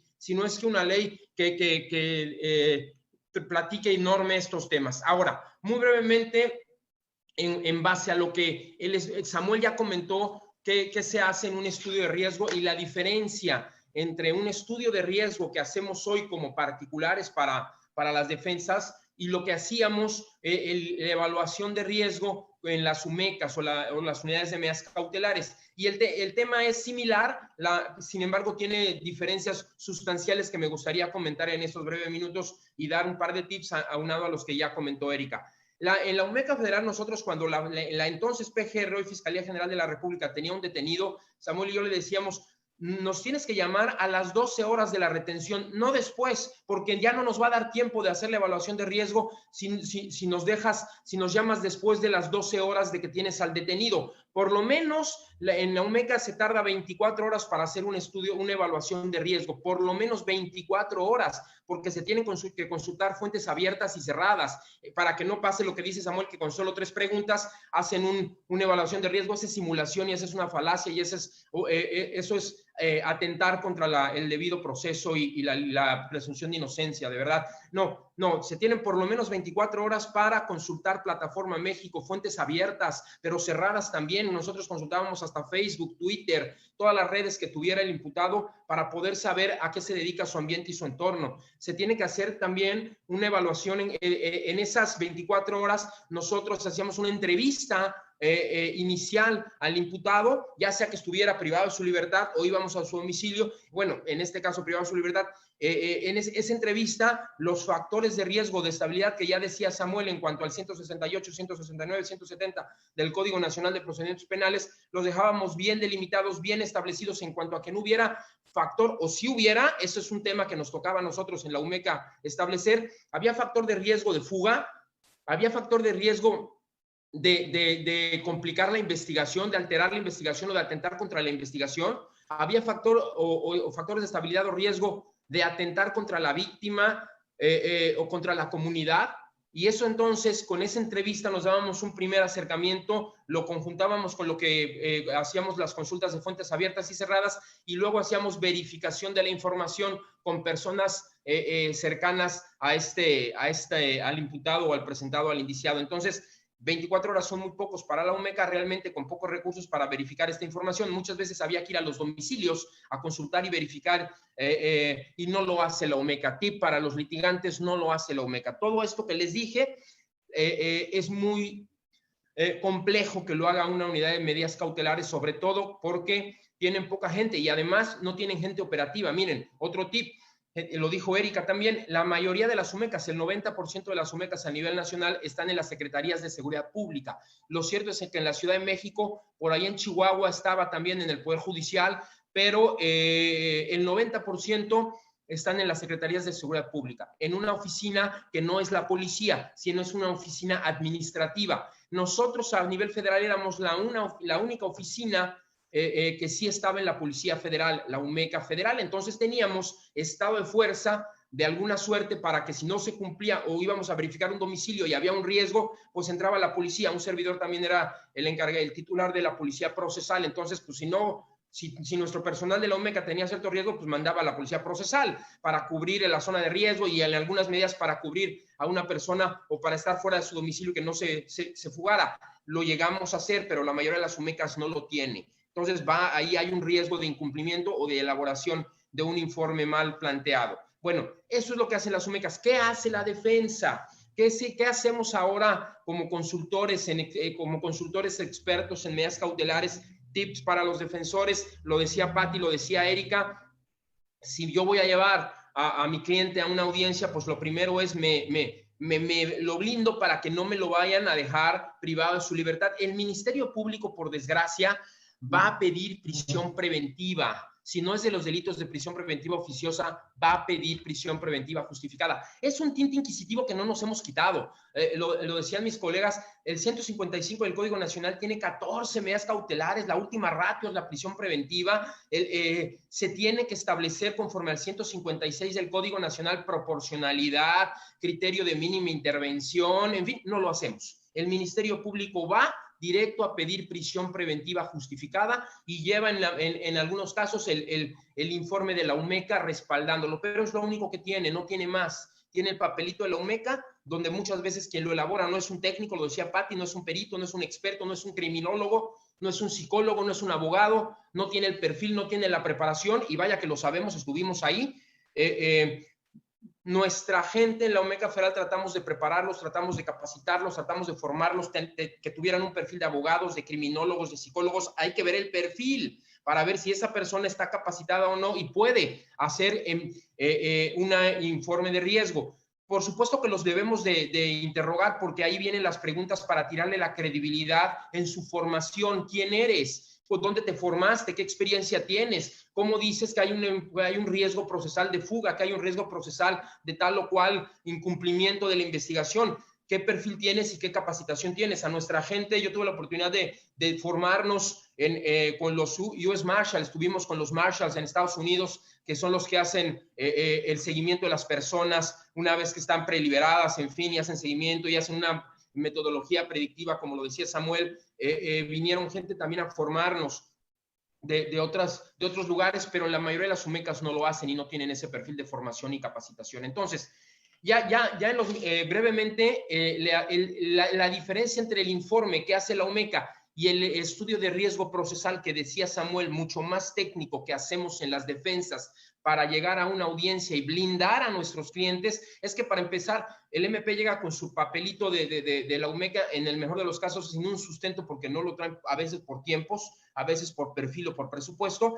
En cambio, la defensa llegaríamos con un portafolio de una carpeta de riesgo procesal, que tiene entre 15 y 20 medios de prueba para establecer estabilidad versus el riesgo procesal que va a decir el MP de que se va a fugar. Porque es lo que hacen. Nosotros llegamos con una carpeta para decir estabilidad procesal, 15 o 20 medios de prueba que sustentan lo que decía Pati y Erika, estabilidad. ¿Estabilidad en cuanto a qué? El primer factor es estabilidad en cuanto a arraigo, estabilidad en cuanto, ¿qué quiere oír el juez en cuanto al TER 168 del Código Nacional? Arraigo. ¿Quieres saber? Domicilio. Entonces, en esa carpeta procesal no solamente traemos el estudio, traemos antecedentes escriturales de escrituras públicas, traemos lo que dice Erika, la fe notarial, de dónde vive, dónde vivió anteriormente, en el lugar, vecino del lugar, entrevistas con los vecinos, tenemos que tiene una residencia habitual, asiento familiar, si hay facilidad o no de abandonar el lugar, y si tiene facilidad de abandonar el lugar, le explicamos al juez también por qué no es viable, por qué no lo haría. A diferencia de la OMECA, nosotros, como la recomendación o el tip para nuestros colegas litigantes es que lleven a su perito, lleven a su experto, y sí súbanlo a audiencia a declarar. Por supuesto que súbanlo, acredítenlo, y no tengan ningún problema en que el Ministerio Público lo contrainterrogue, al contrario, que lo contrainterrogue, porque eso es lo que queremos, para que precisamente sepa cómo nuestro perito, en todo caso, sí es el experto, y desgraciadamente el personal de la UMECA no lo es. Entonces, ahí tendríamos un punto a favor, y el juez se siente tranquilo, se siente seguro, cuando ve que el MP solamente pide la medida cautelar o solamente pide la prisión preventiva, prácticamente porque está justificando desde el punto de vista de una política criminal la poca investigación que hacen. Desgraciadamente no hay investigación científica en México, y justifica el MP muchas veces, y no lo digo con desprecio a la institución. Yo fui Ministerio Público y quiero mucho a las procuradurías, soy fiscalías, yo fui Ministerio Público en la Ciudad de México y en la PGR en su momento. Conozco la labor que hacen, conozco la labor de investigación, la aprecio y la quiero, igual que Samuel, que fue fiscal. No lo digo con desprecio, al contrario, lo digo por lo complejo que es a veces enfrentarse a esta labor, pero bueno, así ellos llegan con lo que tienen, y la defensa llega armada con una carpeta y con una estructura de riesgo, y sube a su experto a audiencia, donde incluso proyecta. Fíjense que no lo hace tampoco el Ministerio Público. Otro tip: el juez es un ser humano, a veces lo saturamos de información verbal y no puede ni tomar nota el juez. Un tip: llevemos un mapa mental para proyectar, llevemos un mapa mental donde toda esa carpeta y todo el estudio de riesgo que tenemos, a veces a Samuel y a mí nos salen 20, 25 hojas del estudio de riesgo y un portafolio de evidencias o a manera de riesgo procesal, proyectémoselo al juez en un mapa mental de una lámina, donde en ese mapa mental vienen los 3 factores de estabilidad que comenta el Código Nacional de Procedimientos Penales, y el juez es muy visual y le da tranquilidad. Y muchas veces el juez dice, todo eso van a desahogar en la audiencia, mejor no. ¿Y saben qué hacemos? El juez no da prisión preventiva. Eso nos ha funcionado mucho en la realidad. A veces por un impacto visual el juez dice, ya ni vamos a debatir, no hay prisión preventiva. No quiere 20 medios de prueba para esto, ¿verdad? MP, ¿qué traes? ¿Tú traes uno, MP? ¿Usted, defensa, qué trae? ¿Traes 20, defensa? No, bueno, ya no vamos ni a abrir el tema, ¿verdad? No hay prisión preventiva. A veces nos ha pasado así, simplemente el impacto. Acuérdense que el tema del sistema penal acusatorio es muy visual, muchas veces es mucho de presencia y mucho de impacto, ¿verdad? Hay mucho de profesionalismo y de método. Tip para nuestros abogados: metodología. Si ustedes son profesionales y llevan una metodología, se van a enfrentar al Ministerio Público que por cajón pide la prisión preventiva. Ya lo sabemos, decía Erika el FODA, fortalezas y debilidades. Ubiquémonos como fortaleza, que yo voy a ir preparado, y el Ministerio Público generalmente va a llevar el argumento siempre de pedir la prisión preventiva a cajón. Bueno, démosle al juez otras opciones, ya decía Erika, colocación de localizador electrónico, prohibición de salir de un lugar, en fin, está bien, pero mi cliente entonces no va a pisar la cárcel, que ese es el objetivo que nosotros perseguimos con nuestra evaluación de riesgo, con nuestro informe de riesgo, con nuestro expediente procesal. Yo dejo aquí esta intervención. Muchas gracias y estoy a sus órdenes. Muy bien, Cuauhtémoc, felicidades.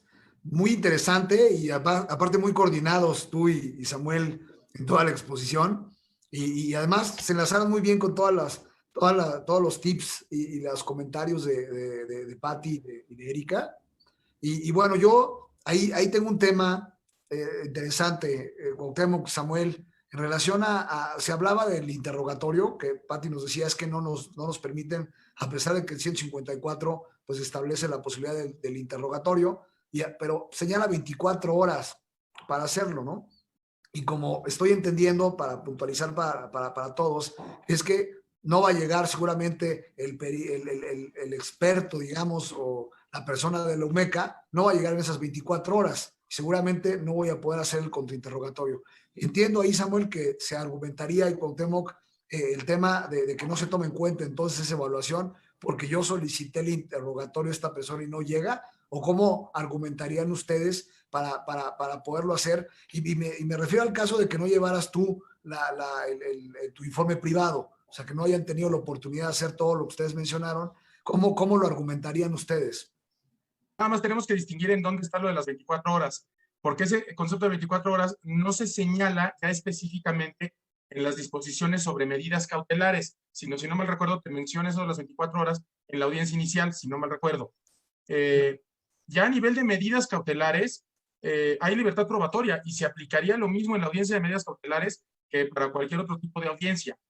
Ahora, la oportunidad de las 24 horas de decir se tiene que presentar algo, de no ser en la audiencia intermedia, podemos decir que no necesariamente lo tenemos que aplicar en una audiencia específica de medidas cautelares que sea distinta a la de la audiencia inicial. ¿Qué gran problema vamos a encontrar en cuanto a la entrega de la documentación? Bueno, cuando hay una persona detenida, ahí hay una limitación de facto que no te tiene que decir el código. Cuando tienes 48 horas para determinar si judicializas o no, pues entonces ahí tienes que hacer el estudio de riesgo, sea por la defensa o la evaluación de riesgos procesales, lo tienes que hacer en un término de 10-12 horas. Por eso es por lo que pedíamos que no nos dijeran después de 12 horas de que la persona está detenida, es una evaluación de riesgo procesal. Y es lo mismo de este lado de la barandilla, lo mismo como un estudio de riesgos procesales para la defensa. Tampoco se pueden hacer maravillas en 10 horas o en 8 horas, ¿no?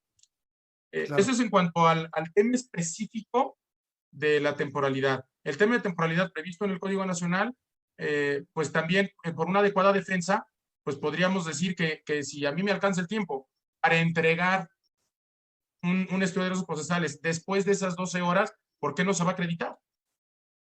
El chiste es que al momento de que se discuta la medida cautelar, ya haya un documento que haya sido conocido previamente también por la contraparte para que se pueda debatir. El problema, Samuel, el problema es que el último párrafo del 154 te dice que las pruebas ofrecidas por la defensa se desahogarán en 24 horas y no dice más. No dice, bueno, ¿qué pasa si no llega? Pues evidentemente, pues incluso nosotros hemos atacado varios artículos, tenemos varios amparos de inconstitucionalidades del Código Nacional, porque es una aberración, ese código pues es una cosa terrible, ¿no? Lo decía Cuauhtémoc. Para la adecuada defensa. De manera escueta nos refieren, y no dicen 24 horas, pues no alcanza. Y seguro, y voy al tema de que, digamos, que el juez nos ciña las 24 horas y no puedo llevar estas pruebas y está el informe de la fiscalía. ¿Cómo lo argumentas? Bueno, si me lo permiten, complementando a Rodolfo, Sam, un poco lo que explica Sam, y nos ha pasado en la práctica ya en este año que llevamos haciendo los estudios, pues ir blindados desde antes, obviamente, ¿no? Preparar, como tú decías, Rodolfo, la teoría del caso desde antes, ya llevar el estudio. Obviamente nos ha tocado que hay ministerios, que hay jueces que sí lo admiten desde antes, desde el inicio de la audiencia, incluso ya platicado con el MP, ¿verdad? Y en su momento, cuando se vincula proceso o cuando llega el momento de debatir el tema de la medida cautelar, de prisión preventiva o no, si se acoge al plazo constitucional, en ese momento se hace valer el estudio de riesgo y el portafolio de evidencias o de medios de prueba que traemos para desahogar. En ese momento, efectivamente, hay jueces que dicen, no, ¿verdad? No se medita, no lo conoce el MP todavía, y entonces ahí será un tiempo para que, bueno, se imponga el MP de él o se conozca y se pueda entonces debatir lo que traemos como medio de prueba, porque es cierto, las 24 horas no van a alcanzar. Claro. Lo hacíamos en la UMECA, hacíamos informes de riesgo en 24 horas y nos ha tocado hacer estudio de riesgo en 24 horas también, o sea, sí se puede hacer, no es lo óptimo, pero sí se pudiera hacer en 24 horas un estudio de riesgo limitado con una carpeta, ¿verdad? Pero conseguir, por ejemplo, copias certificadas, fe de notario, como decía Erika, no, ese detalle no, pero lo podríamos hacer. Sin embargo, la recomendación o el tip sería, Rodolfo, pues no es ir a la audiencia, a veces es complicado porque te enteras ya casi en la audiencia de que llevas el asunto. Lo ideal es ir preparado desde antes, ya con el estudio y todo, y si llega el debate de medidas cautelares, en ese momento subirlo. en ese momento subirlo, no antes, no sé, Sí, Erika o Samuel. nuestro gran problema es con los casos de flagrancia, ¿no? Es con Sí. Sí, claro. Ahí es donde está toda la problemática por las 48 horas, ¿no? Y yo quisiera también, Samuel, referías tú que no se vale el tema de interrogar salvo sobre el contenido del dictamen, digámoslo así, o de la opinión y de la capacidad técnica, pero, y no en la persona. Pero, ¿qué opinan ustedes cuando una persona que opina fue a lo mejor despedido, Cuauhtémoc, que tú lo viviste en la Policía Federal, porque no pasó los exámenes de control de confianza y ahora está en la UMECA o en la manera, o privado, porque nos puede tocar también que tiene ese problema. Y otra, que a lo mejor fue acusado de falsedad o tiene alguna sentencia por falsedad, esta persona que está opinando sobre la evaluación de riesgo. Entonces, ahí, Samuel, entraríamos ya a un tema, pues sí, de la persona, ¿no? No de que tiene orgía con animales, pero sí que tiene un antecedente de mendacidad o de que no tiene la confiabilidad porque la misma policía lo expulsó de la institución. ¿Ahí ustedes qué opinarían? ¿Entraría en el interrogatorio o no?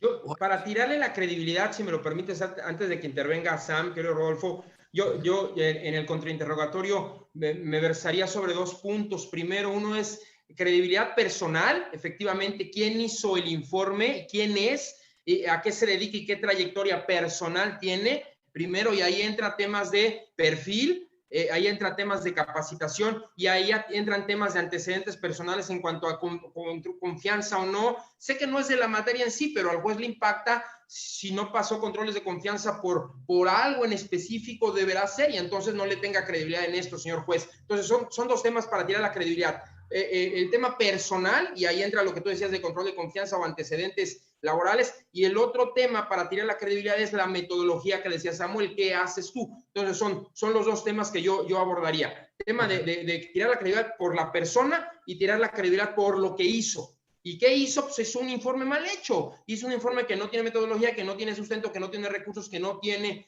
más que 3 preguntas, ¿verdad? Y de cajón las hace de machote. Entonces, versus lo que tú sí traes defensa, y ahí entra nuestro técnico con todo lo que sí preparó. Yo creo que eso al juez le da tranquilidad y le da calma para no dar la prisión preventiva que siempre pide el MP. Muchas gracias, Cuauhtémoc. Muchas gracias, Samuel. Y me Yo quiero me iría regresar nada más. ahora. Quisiera, perdón. Adelante, Samuel, perdón. Yo nada más haría dos precisiones. Uno, el tema personal, en su caso, se tiene que vincular con algo que se relacione con la medida cautelar. O sea, en el caso de que no pasó el control de confianza, pues a lo mejor sí puede vincularse con el tema de su capacidad técnica y no es nada más como persona, sino el cómo llegó esa persona a evaluar a alguien más cuando perdió su credibilidad ante una instancia policial, por ejemplo. Ahí yo creo que sí interviene la relación persona con práctica. Pero el caso que yo comentaba, y esto se da mucho en audiencias de sistema anglosajón, se desvirtúa la persona por algo que no tiene absolutamente nada que ver con lo que se va a debatir en la audiencia. Entonces, creo que en la medida de lo posible, si lo personal se vincula al objeto de la audiencia, adelante.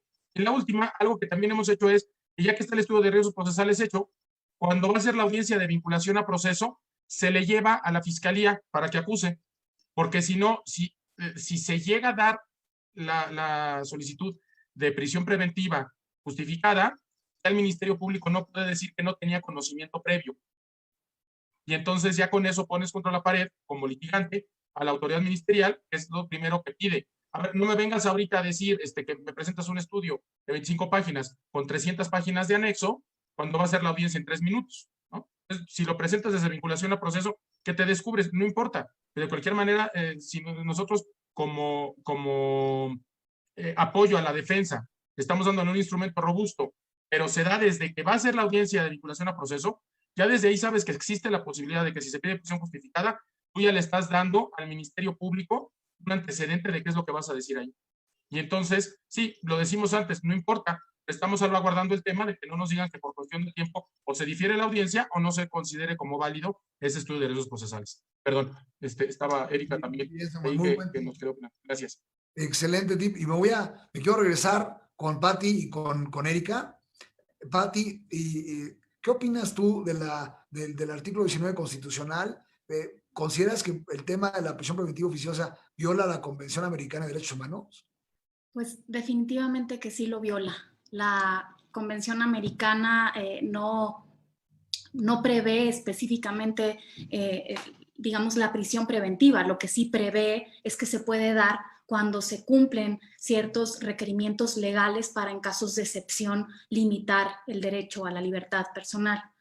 Y por ende, cuando tenemos un país como el nuestro, que a nivel constitucional establece un catálogo de delitos, donde de entrada, de cajón, de oficio, casi sin debate, digo que entraremos ahorita en ese punto, te voy a dar la prisión preventiva oficiosa, hay una franca, clara, reiterada violación a los derechos humanos de todos los ciudadanos. Y si nosotros recordamos la obligación en que incurre el Estado al ser parte de sus tratados, no solo de reconocer los derechos fundamentales que están en el tratado, sino además de respetarlos y aplicarlos efectivamente, tenemos que una oportunidad de que aunque el juez nos determine la medida cautelar de prisión preventiva oficiosa, lo podemos atacar en apelación y lo podemos atacar en amparo, y muy seguramente, si las cosas van como debieran ir, debiera de revocarse esa medida. Y por eso es que muchos jueces en diversas entidades federativas no están otorgando, aún tratándose de delitos de prisión preventiva oficiosa en la Constitución, no están otorgando la prisión preventiva oficiosa, están otorgando la prisión preventiva justificada. O sea, te la otorgo porque los aspectos del caso me hacen a mí pensar que hay un riesgo probable de que afectas los fines del proceso. No porque de cajón lo riga la Constitución, sino porque yo, razonando y analizando lo que me expusieron las partes, lo considero justificado. Entonces, es una aproximación que los jueces están haciendo porque están viendo que viene este tipo de alegatos donde las personas pudieran salir cuando merecen estar, porque el caso concreto así lo amerita.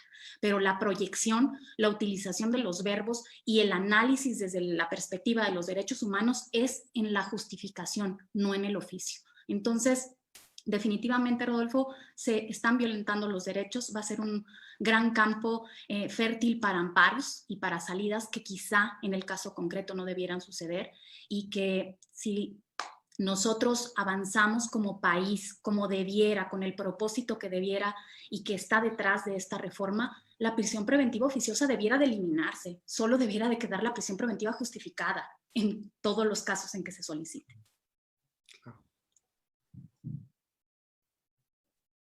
Y veo que quiere participar Erika, pero les voy a... ¿Cómo vieran, Mane? ¿Qué opinan?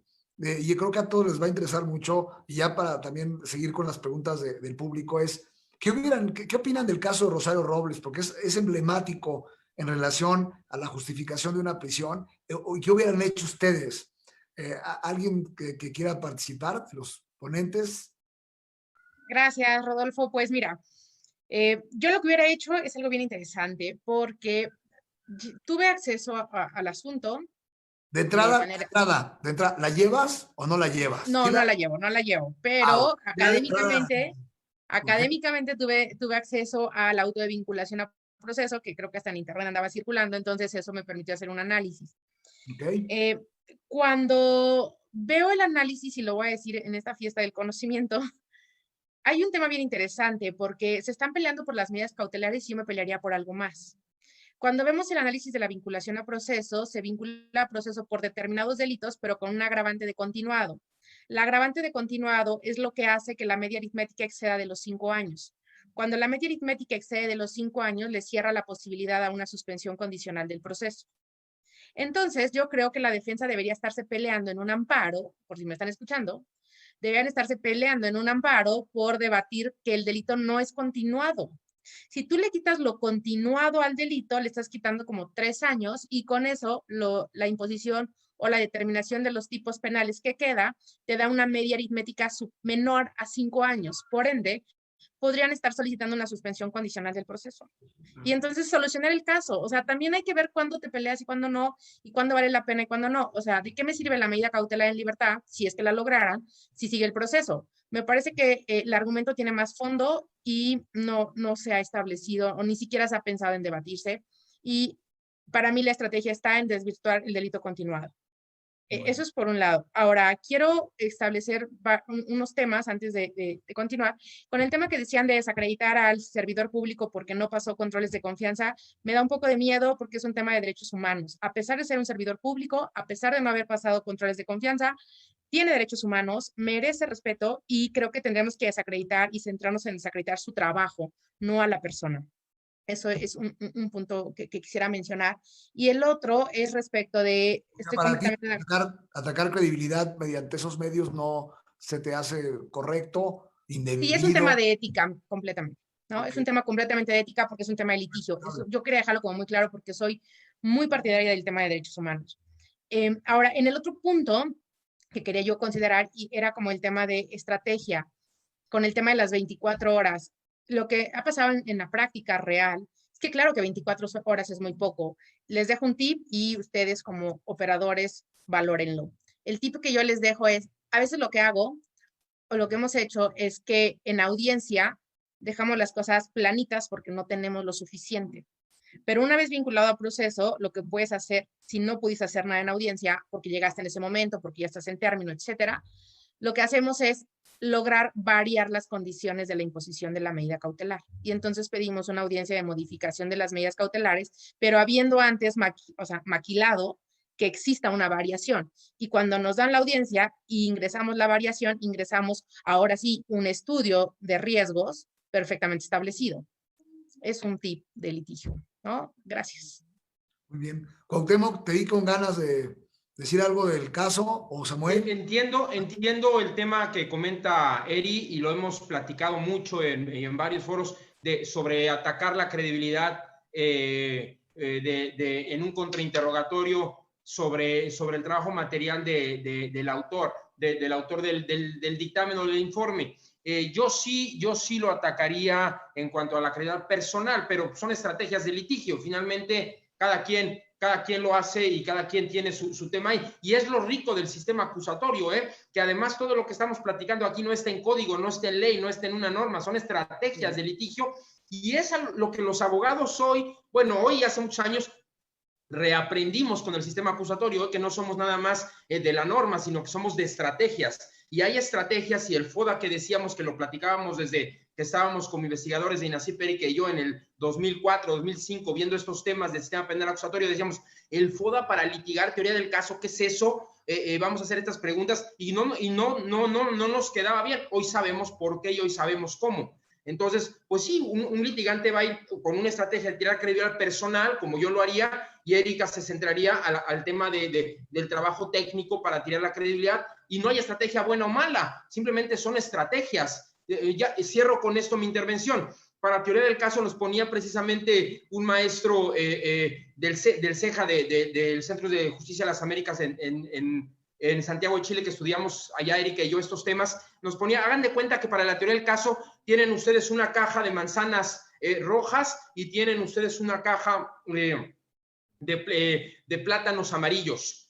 Y entonces ustedes de repente al final tienen una manzana amarilla. ¿Dónde la ponen? ¿Con los plátanos por ser amarillo para que no cause un salto visual? Y entonces esté todo uniformado, o lo ponen con las manzanas por su textura, aunque salte visualmente, tengan todo rojo y una manzana amarilla. ¿Y dónde lo entregan? Pues unos dirían que con los plátanos para que se camuflajee y se pierda la manzana amarilla, y otros dirían que en las manzanas, aunque sea amarilla y resalte, por la sustancia y la especie y todo. Lo cierto es que no hay respuesta buena o mala. Lo cierto es que es como tú convenzas, argumentes y persuadas a los que vas a darles el argumento de por qué pusiste la manzana amarilla en tal cesta o en tal otra. Esa es la teoría del caso, y eso es lo que los litigantes hoy nos enfrentamos, persuadir y convencer al juez con argumentos en cuanto a credibilidad personal o en cuanto a su testimonio. Finalmente, eso es lo rico de este sistema, y por eso estamos aquí. Hay otro tema que es interesante. No sé si les ha tocado a ustedes, y cualquiera de ustedes me podría contestar sobre el particular, de los amparos contra orden de aprehensión, contra el auto que te cita audiencia, y pues tienes tu amparo, ¿no? Y ustedes saben que la tradición jurídica en México, desde la ley de amparo que teníamos antigua, que por cierto, Erika, fue una ley que se aplicó sin que hubiera ley reglamentaria. Bueno, más bien el amparo se aplicó de manera directa, previsto como un medio extraordinario de defensa de la Constitución, se aplicó sin que hubiera ley de amparo. El primer caso fue así, haciendo referencia a la aplicación de la prisión preventiva de manera directa y al debate de la contracción de tesis. Pero la tradición jurídica ha sido que el imputado con el amparo queda a disposición, Samuel, del juzgado de distrito, del juez de amparo. Y dice el 191 de la ley de amparo que por mediación de la autoridad responsable. Entonces, yo tengo la suspensión provisional que evidentemente te la dan y te dicen que tienes 3 días para presentarte ante la autoridad responsable, ¿no? Para la continuación del proceso. Entonces, ¿qué opinan ustedes respecto de la medida cautelar? Porque ya tengo yo una garantía otorgada por el juez de amparo, ¿no?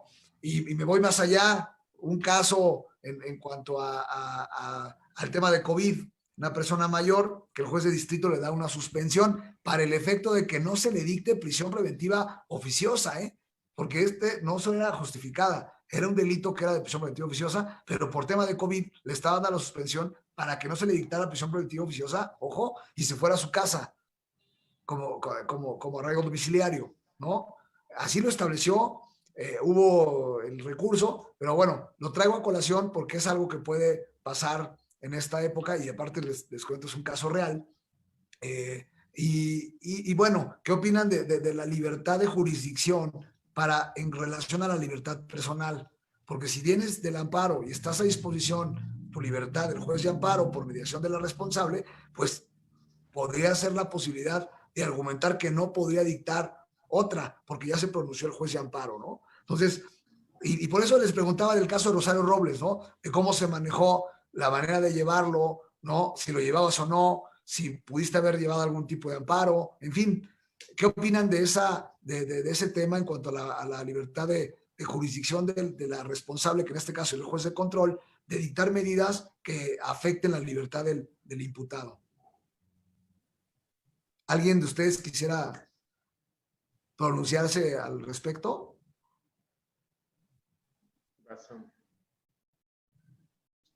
En materia de medidas cautelares se han argumentado precisamente estos conceptos de que ya está a disposición de un juez, pues no le puedes dictar medida cautelar. En relación a la libertad, ojo. A la libertad. Bueno, claro, en relación a la libertad. Es posición de un juez, entonces no le podrías dictar una medida cautelar si ya su libertad está sujeta a un juez. Entonces, aquí viene nada más, ha habido las dos respuestas. Aquí viene nada más la parte de libertad jurisdiccional, en donde hay criterios y símbolos, porque por una parte han dicho, sí, tienes razón, y así se quedan las cosas, pero por otra parte, otros jueces han dicho, no, porque son temas diferentes. Uno es el tema del amparo, en donde tienes una finalidad y un objetivo distinto al tema de la medida cautelar, en donde estás buscando evitar que la persona se fugue, obstaculice el proceso, o le haga algo a la víctima, al ofendido, testigo o comunidad. Entonces, ha habido los dos criterios. ¿Cuál debería de ser lo óptimo? Bueno, lo óptimo debería de ser, bajo principio pro persona y por derechos humanos, privilegia lo que más beneficia a la persona por su presunción de inocencia y para que no esté privado de su libertad. Claro. Pero sí debería de existir una homologación en criterios, creo yo. Sí, y es muy importante, Samuel, porque lamentablemente, si tú tienes asuntos de tinte o de carácter político donde hay un interés estatal, pues lo único que te va a proteger es el juez federal, porque sabes que vas al matadero, o sea, sabes que si llevas a tu cliente, pues vas casi porque hay una inercia, ¿no? Y lo que todos los litigantes sabemos, y esa es una gran problemática que hemos tenido, y que no hay esa homologación de criterios, pero debería privilegiarse la protección del juez federal para que no te dictara una medida que afecte la libertad, ¿no? Dice Lara Moreno, entonces, ¿en qué momento, pregunta Lara Moreno, entonces, ¿en qué momento les dan oportunidad de realizar el estudio del imputado? No sé si esté un poco incompleta la pregunta, pero es lo que están preguntando la gente, o a partir de ahí poder hacer alguna reflexión. Está bien la pregunta, es muy concreta, pero va directamente dirigida a que para poder elaborar un estudio de riesgos procesales tienes que partir de la entrevista a la persona imputada, porque o esa información la sacas únicamente documentalmente y no va a tener sustento únicamente, o tienes que preguntarle a la persona ciertos aspectos para que te pueda decir, derivado de esa entrevista, si tiene algún arraigo, por ejemplo, domiciliario, profesional, familiar, académico. Pero todo eso no lo sabes de la nada, se lo tienes que preguntar a la persona imputada. ¿Desde qué momento se le puede preguntar? Pues desde que se solicita la evaluación de riesgo procesal, la UMECA, y en ese momento debe de tener acceso a la persona. ¿Qué nos llegó a pasar en la unidad de medidas cautelares? Que nos negaban el acceso a la persona cuando estaba detenida ante la propia fiscalía en ocasiones, o cuando se solicitaba un cambio de medida cautelar y no estaba la persona privada de su libertad por flagrancia. Nos llegaba a pasar que desgraciadamente no se permitía a veces el acceso al centro penitenciario. Pero desde un primer momento, cuando se solicita la evaluación de riesgos procesales, ya se debe de permitir el acceso para efectos de realizar la evaluación de medidas cautelares por la UMECA. Del otro lado, si estamos apoyando a la defensa, ¿desde qué momento se debe permitir el acceso a la persona imputada? Desde cualquier momento, porque tiene derecho a una defensa adecuada. Entonces, en pocas palabras, la respuesta en ambos casos es desde ya, porque si no tenemos información de la persona, no podemos ni tener fuentes de referencia, ni tener información para determinar factores de riesgo de estabilidad, y consecuentemente no se podrá realizar ni la evaluación de riesgo por la UMECA, ni el estudio de riesgos procesales por parte de la defensa. Y nada más complementando la información que correctamente dice Samuel, la UMECA también en un segundo momento hace otra entrevista de encuadre cuando ya se le dio al imputado una medida cautelar distinta a la prisión preventiva, y entonces entra la segunda labor de la UMECA que no comentamos aquí, pero que es el seguimiento a la medida cautelar distinta. Y entonces lo que hacemos o le hacíamos en la UMECA es un traje a la medida para la supervisión de tal o cual medida cautelar que le impuso el juez. Se le hace una segunda entrevista al imputado y se le ponen las reglas del juego para seguir la medida cautelar impuesta. A mí me gustaría también agregar a este comentario un aspecto que es importante analizar. La audiencia inicial, o sea, el debate de las medidas cautelares tiene lugar en la audiencia inicial, después de formularse imputación o bien cuando se dicta la vinculación a proceso. Y la audiencia inicial puede ser con detenido y sin detenido. Si la audiencia es con detenido, pues aplicamos lo que acaban de comentar Cuauhtémoc y Samuel. Y si es sin detenido, te van a citar a la audiencia inicial. Entonces, si tú quieres como defensa tener una aproximación eficiente a la audiencia inicial, lo más propio es que tú acudas a la UMECA para darle la información que quieres que investigue, que coteje, que verifique el evaluador y que precisamente tenga tiempo de confirmarlo para la fecha en que tienes la citación. ¿Okay? Entonces, podemos separarlo en dos momentos específicos. ¿Cuándo lo aportas? Ahora, si es en el momento procesal en el que hablaba Erika, que es en la revisión, pues entonces tú tendrás que analizar ¿cuándo lo pides? Porque no lo vas a pedir sin tener propiamente el estudio. Entonces, contratas a la empresa, realizas el estudio, llevas todos tus elementos y después pides la audiencia de revisión de la medida cautelar. Entonces, tendrá que ver la estrategia y el momento y la forma, si es con detenido y sin detenido, para que tú como abogado elijas cuál es la mejor estrategia.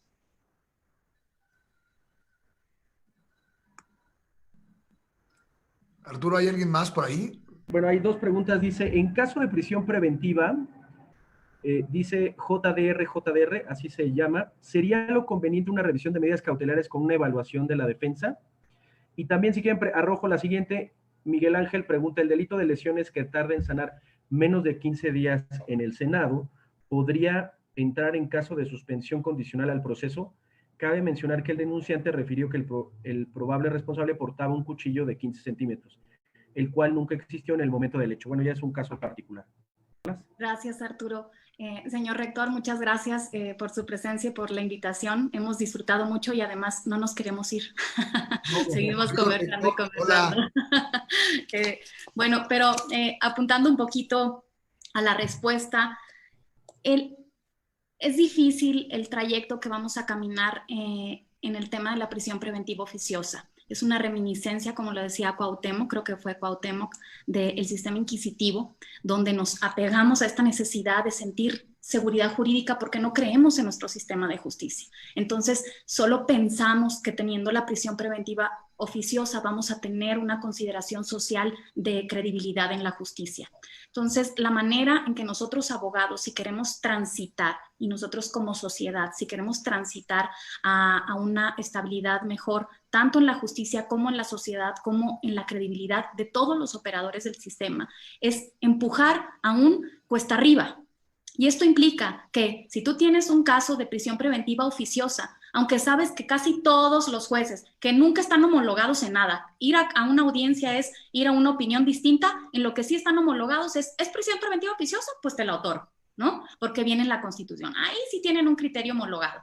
Pero sería muy interesante que fuéramos empujando poco a poco y diciendo, va en contra de lo establecido en la Convención Americana de Derechos Humanos, porque no debe de existir un catálogo de delitos. Eso va en contra del principio de debido proceso, el principio de presunción de inocencia, el principio de excepcionalidad.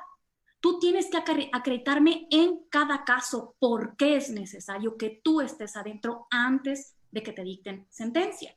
Y aún a pesar de que sea de los que están señalados en la Constitución, tenemos también el primero de la Constitución en favor de las personas, una interpretación amplia, la que sea menos lesiva, la más favorable a la persona. Y si lo más favorable se puede complementar con las otras 13 medidas cautelares que contempla el Código Nacional, ¿por qué no podemos sustentar que es viable que tú cumplas con los fines del proceso con esa otra?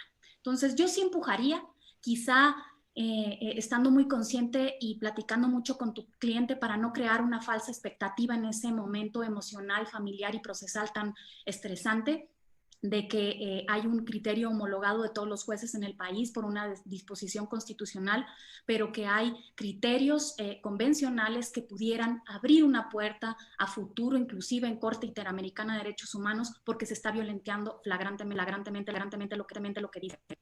Yo sí lo intentaría, y así es como se hace el derecho en la práctica, implementando argumentos en contra, aun cuando la autoridad quizá piense lo contrario. Entonces yo sí te aconsejaría y te invitaría a que nos dijeras cómo te fue, porque hay que hacerlo entre todos. Yo nada más complementaría lo que bien dijo Pati, nada más señalando que en México se tomó una decisión político-criminal. Cada país tiene su propia política criminal, de acuerdo a su fenomenología social, delincuencial, etcétera. Y aquí en México lo que se consideró es que hay delitos, y sobre todo pensando en delincuencia organizada, hay delitos y hay grupos delincuenciales en los cuales no se puede permitir abrir esa puerta. Porque todavía no tendríamos que cuestionar que una persona que es líder de un cártel, no podríamos cuestionar que esté en la cárcel. Claro, pero eso es atendiendo la fenomenología propia de nuestro país.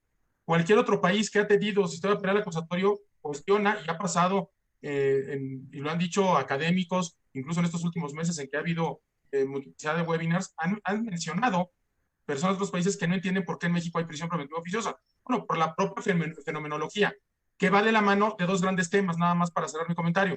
Uno es el tema de la profesionalización en materia de instancias de seguridad pública, y otro es el tema penitenciario, en donde también pues yo dejaría un poco para mi alma mater el tema, mi querido rector, de que a lo mejor tenemos ya 4 años que se está aplicando la Ley Nacional de Ejecución Penal. A lo mejor podríamos hacer una revisión desde distintos ángulos de esa Ley Nacional de Ejecución Penal, porque tal pareciere que tenemos una ley perfectamente hecha para controlar el sistema penitenciario, pero que choca con la idea de la Constitución de que debemos evitar la cárcel y que debe de ser, desde el punto de vista de un sistema penal acusatorio puro, la excepción y no la regla. Hoy lo que están haciendo nuestros legisladores es incrementar el catálogo del 19 constitucional para que se vuelva regla. Pero bueno, nada más ese tema, política criminal aplicada a fenomenologías muy específicas en donde no podemos dejar abrir la puerta, sistema penitenciario, seguridad pública. Gracias. Bueno, pues yo quisiera agradecer a Arturo y sobre todo a nuestro querido rector, don Ricardo Silva, la oportunidad de participar en este evento y de que nos organizáramos con ustedes. Arturo, pues es siempre el que está detrás de todos estos eventos, organizando, poniéndonos en contacto a todos. Y la verdad, estamos muy contentos. Como lo dijo Eric, es una fiesta, ¿no? Pati, que está súper contenta, Cuauhtémoc, que se siente como parte de nuestra casa porque es maestro, es parte de nuestra comunidad. Pues Samuel, pues, ¿qué te digo, Samuel? Pues contigo conviví desde hace 25 años, desde que nos conocemos de la escuela, y pues estamos muy contentos. Y quiero felicitar a don Ricardo, a nuestro querido rector, por todos estos eventos y todo lo que está haciendo y sobre todo en esta época tan difícil de la pandemia, en que podamos estar en contacto, que haya compañeros que ahorita están ahí conectados, viéndonos, y que sepan que la Libre está ahí. Y la Libre, quiero decir, porque aparte yo soy tercera generación de mi familia de la Libre, pues la verdad no la considero mi madre a esa escuela, ¿no? Me ha dado todo, le ha dado todo a mi familia desde hace 3 generaciones, y quiero decir que sí hay libertad de expresión en la escuela, y lo puedo decir claramente. Me apena mucho a veces algunos comentarios, pero quisiera decir, sí hay libertad, y yo lo puedo constatar desde 1932, que egresó mi abuelo de la escuela, orgullosamente, y quiero felicitar al rector, don Ricardo, y le hablo de usted en este momento porque pues, estamos en una conferencia, y le cedo el uso de la palabra, don Ricardo, para que nos diga algo, nos salude a todos los que estamos aquí presentes. Muchas gracias, Rodolfo, por tus palabras. Realmente para nosotros en la escuela, el tener gente como ustedes de tanta calidad, exponiendo sobre temas penales tan profundos, tan necesarios además, pues realmente es un gusto y es un honor. Gracias a Erika, a Patricia, a Cuauhtémoc, a Samuel, a ti, Rodolfo, por dedicarnos este tiempo, por dedicar este tiempo para enseñar a la gente que nos ve. Fue una sesión de una audiencia alta, ¿no? Hoy sí, no puedo dejarlo pasar. Es un día triste para la escuela. Hoy se nos fue un gran amigo, se nos fue un gran profesor de muchos de nosotros. Y a pesar de lo que pueda estar pasando en nuestra comunidad, cuando hay estas pérdidas, siempre nos sale la amistad y siempre nos sale la unidad y siempre nos sale el sentimiento de fraternidad que tenemos en la escuela. Precisamente porque la escuela es una escuela tan grande, tan fuerte, tan potente, con tantas mentes tan inteligentes, llegan a ver este tipo de conflictos y de roces y de pensamientos y de falta de comunicación. No es otra cosa más que falta de comunicación cuando llega a darse alguno de estos desaguisados como el que comentabas, mi querido Rodolfo.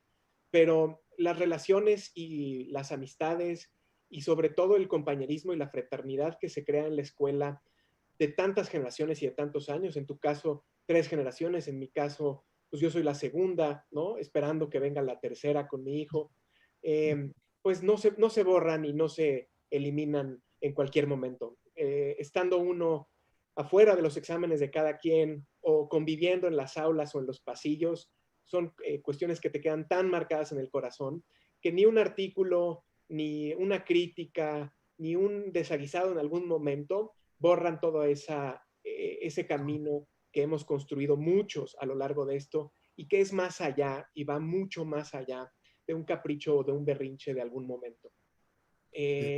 La verdad es que somos una comunidad muy grande. La verdad es que si damos o no a los mejores abogados de México, eso sale sobrando porque sé que somos, dentro de la comunidad jurídica, la única comunidad que realmente genera esta fraternidad y esta amistad. No hay ninguna comunidad en México que tenga esta unidad. Cualquiera que es de la Libre se voltea a ver, se saluda y se abraza, pase lo que pase. Y creo que eso es lo más importante en este año tan complicado, de tantos reclamos, de tantas exigencias, en una sociedad y en un mundo que es tan complejo. Creo que la escuela con estos valores y con esta idea de unión y de unidad sale adelante y pone un ejemplo, ¿no? Y bienvenidas todas las ideas críticas a la escuela. Hay mucho que cambiar, hay mucho que transformar, por supuesto, pero estamos caminando y estamos avanzando. Hay que avanzar con 108 años, hay que avanzar con excelencia académica, hay que avanzar con formalismos, pero también hay que avanzar retomando muchos de los grandes valores que tenemos. En la escuela no hay y no habrá nunca una censura, una inhibición, una discusión, porque lo que nos hace crecer es esa crítica. Lo que nos hace ser grandes es esto. Lo que nos hace ser grandes es precisamente este tipo de eventos en donde la crítica constructiva hacia el sistema jurídico, hacia las autoridades, no se queda simplemente en crítica, sino avanza a la construcción para ver hacia adelante. Y creo que eso es lo que somos y yo de verdad les agradezco porque este tipo de foros nos ayudan a seguir demostrando quiénes somos y dónde estamos. y esperemos que se regrese. Ya Samuel hacía esta invitación a seguir reflexionando sobre estos temas. Samuel y Rodolfo y Patricia tienen un gran cariño hacia la escuela, y yo luego he sido medio omiso, porque Samuel me tiene insistiendo con este tipo de eventos más de 6 o 7 meses, y ha sido de verdad muy complejo poderlos armar, pero finalmente lo logramos, lo hicimos, salió muy bien, y yo creo que este es el primer gancho que tenemos que hacer para seguir haciendo más cosas y seguir trabajando. De verdad, muchas gracias, Erika, Cuauhtémoc, Patricia, Samuel, Rodolfo, por su tiempo, por sus ideas, y sigamos construyendo. Gracias, Arturo, otra vez por la organización y por tu tesón, a pesar de todo, en estas cuestiones.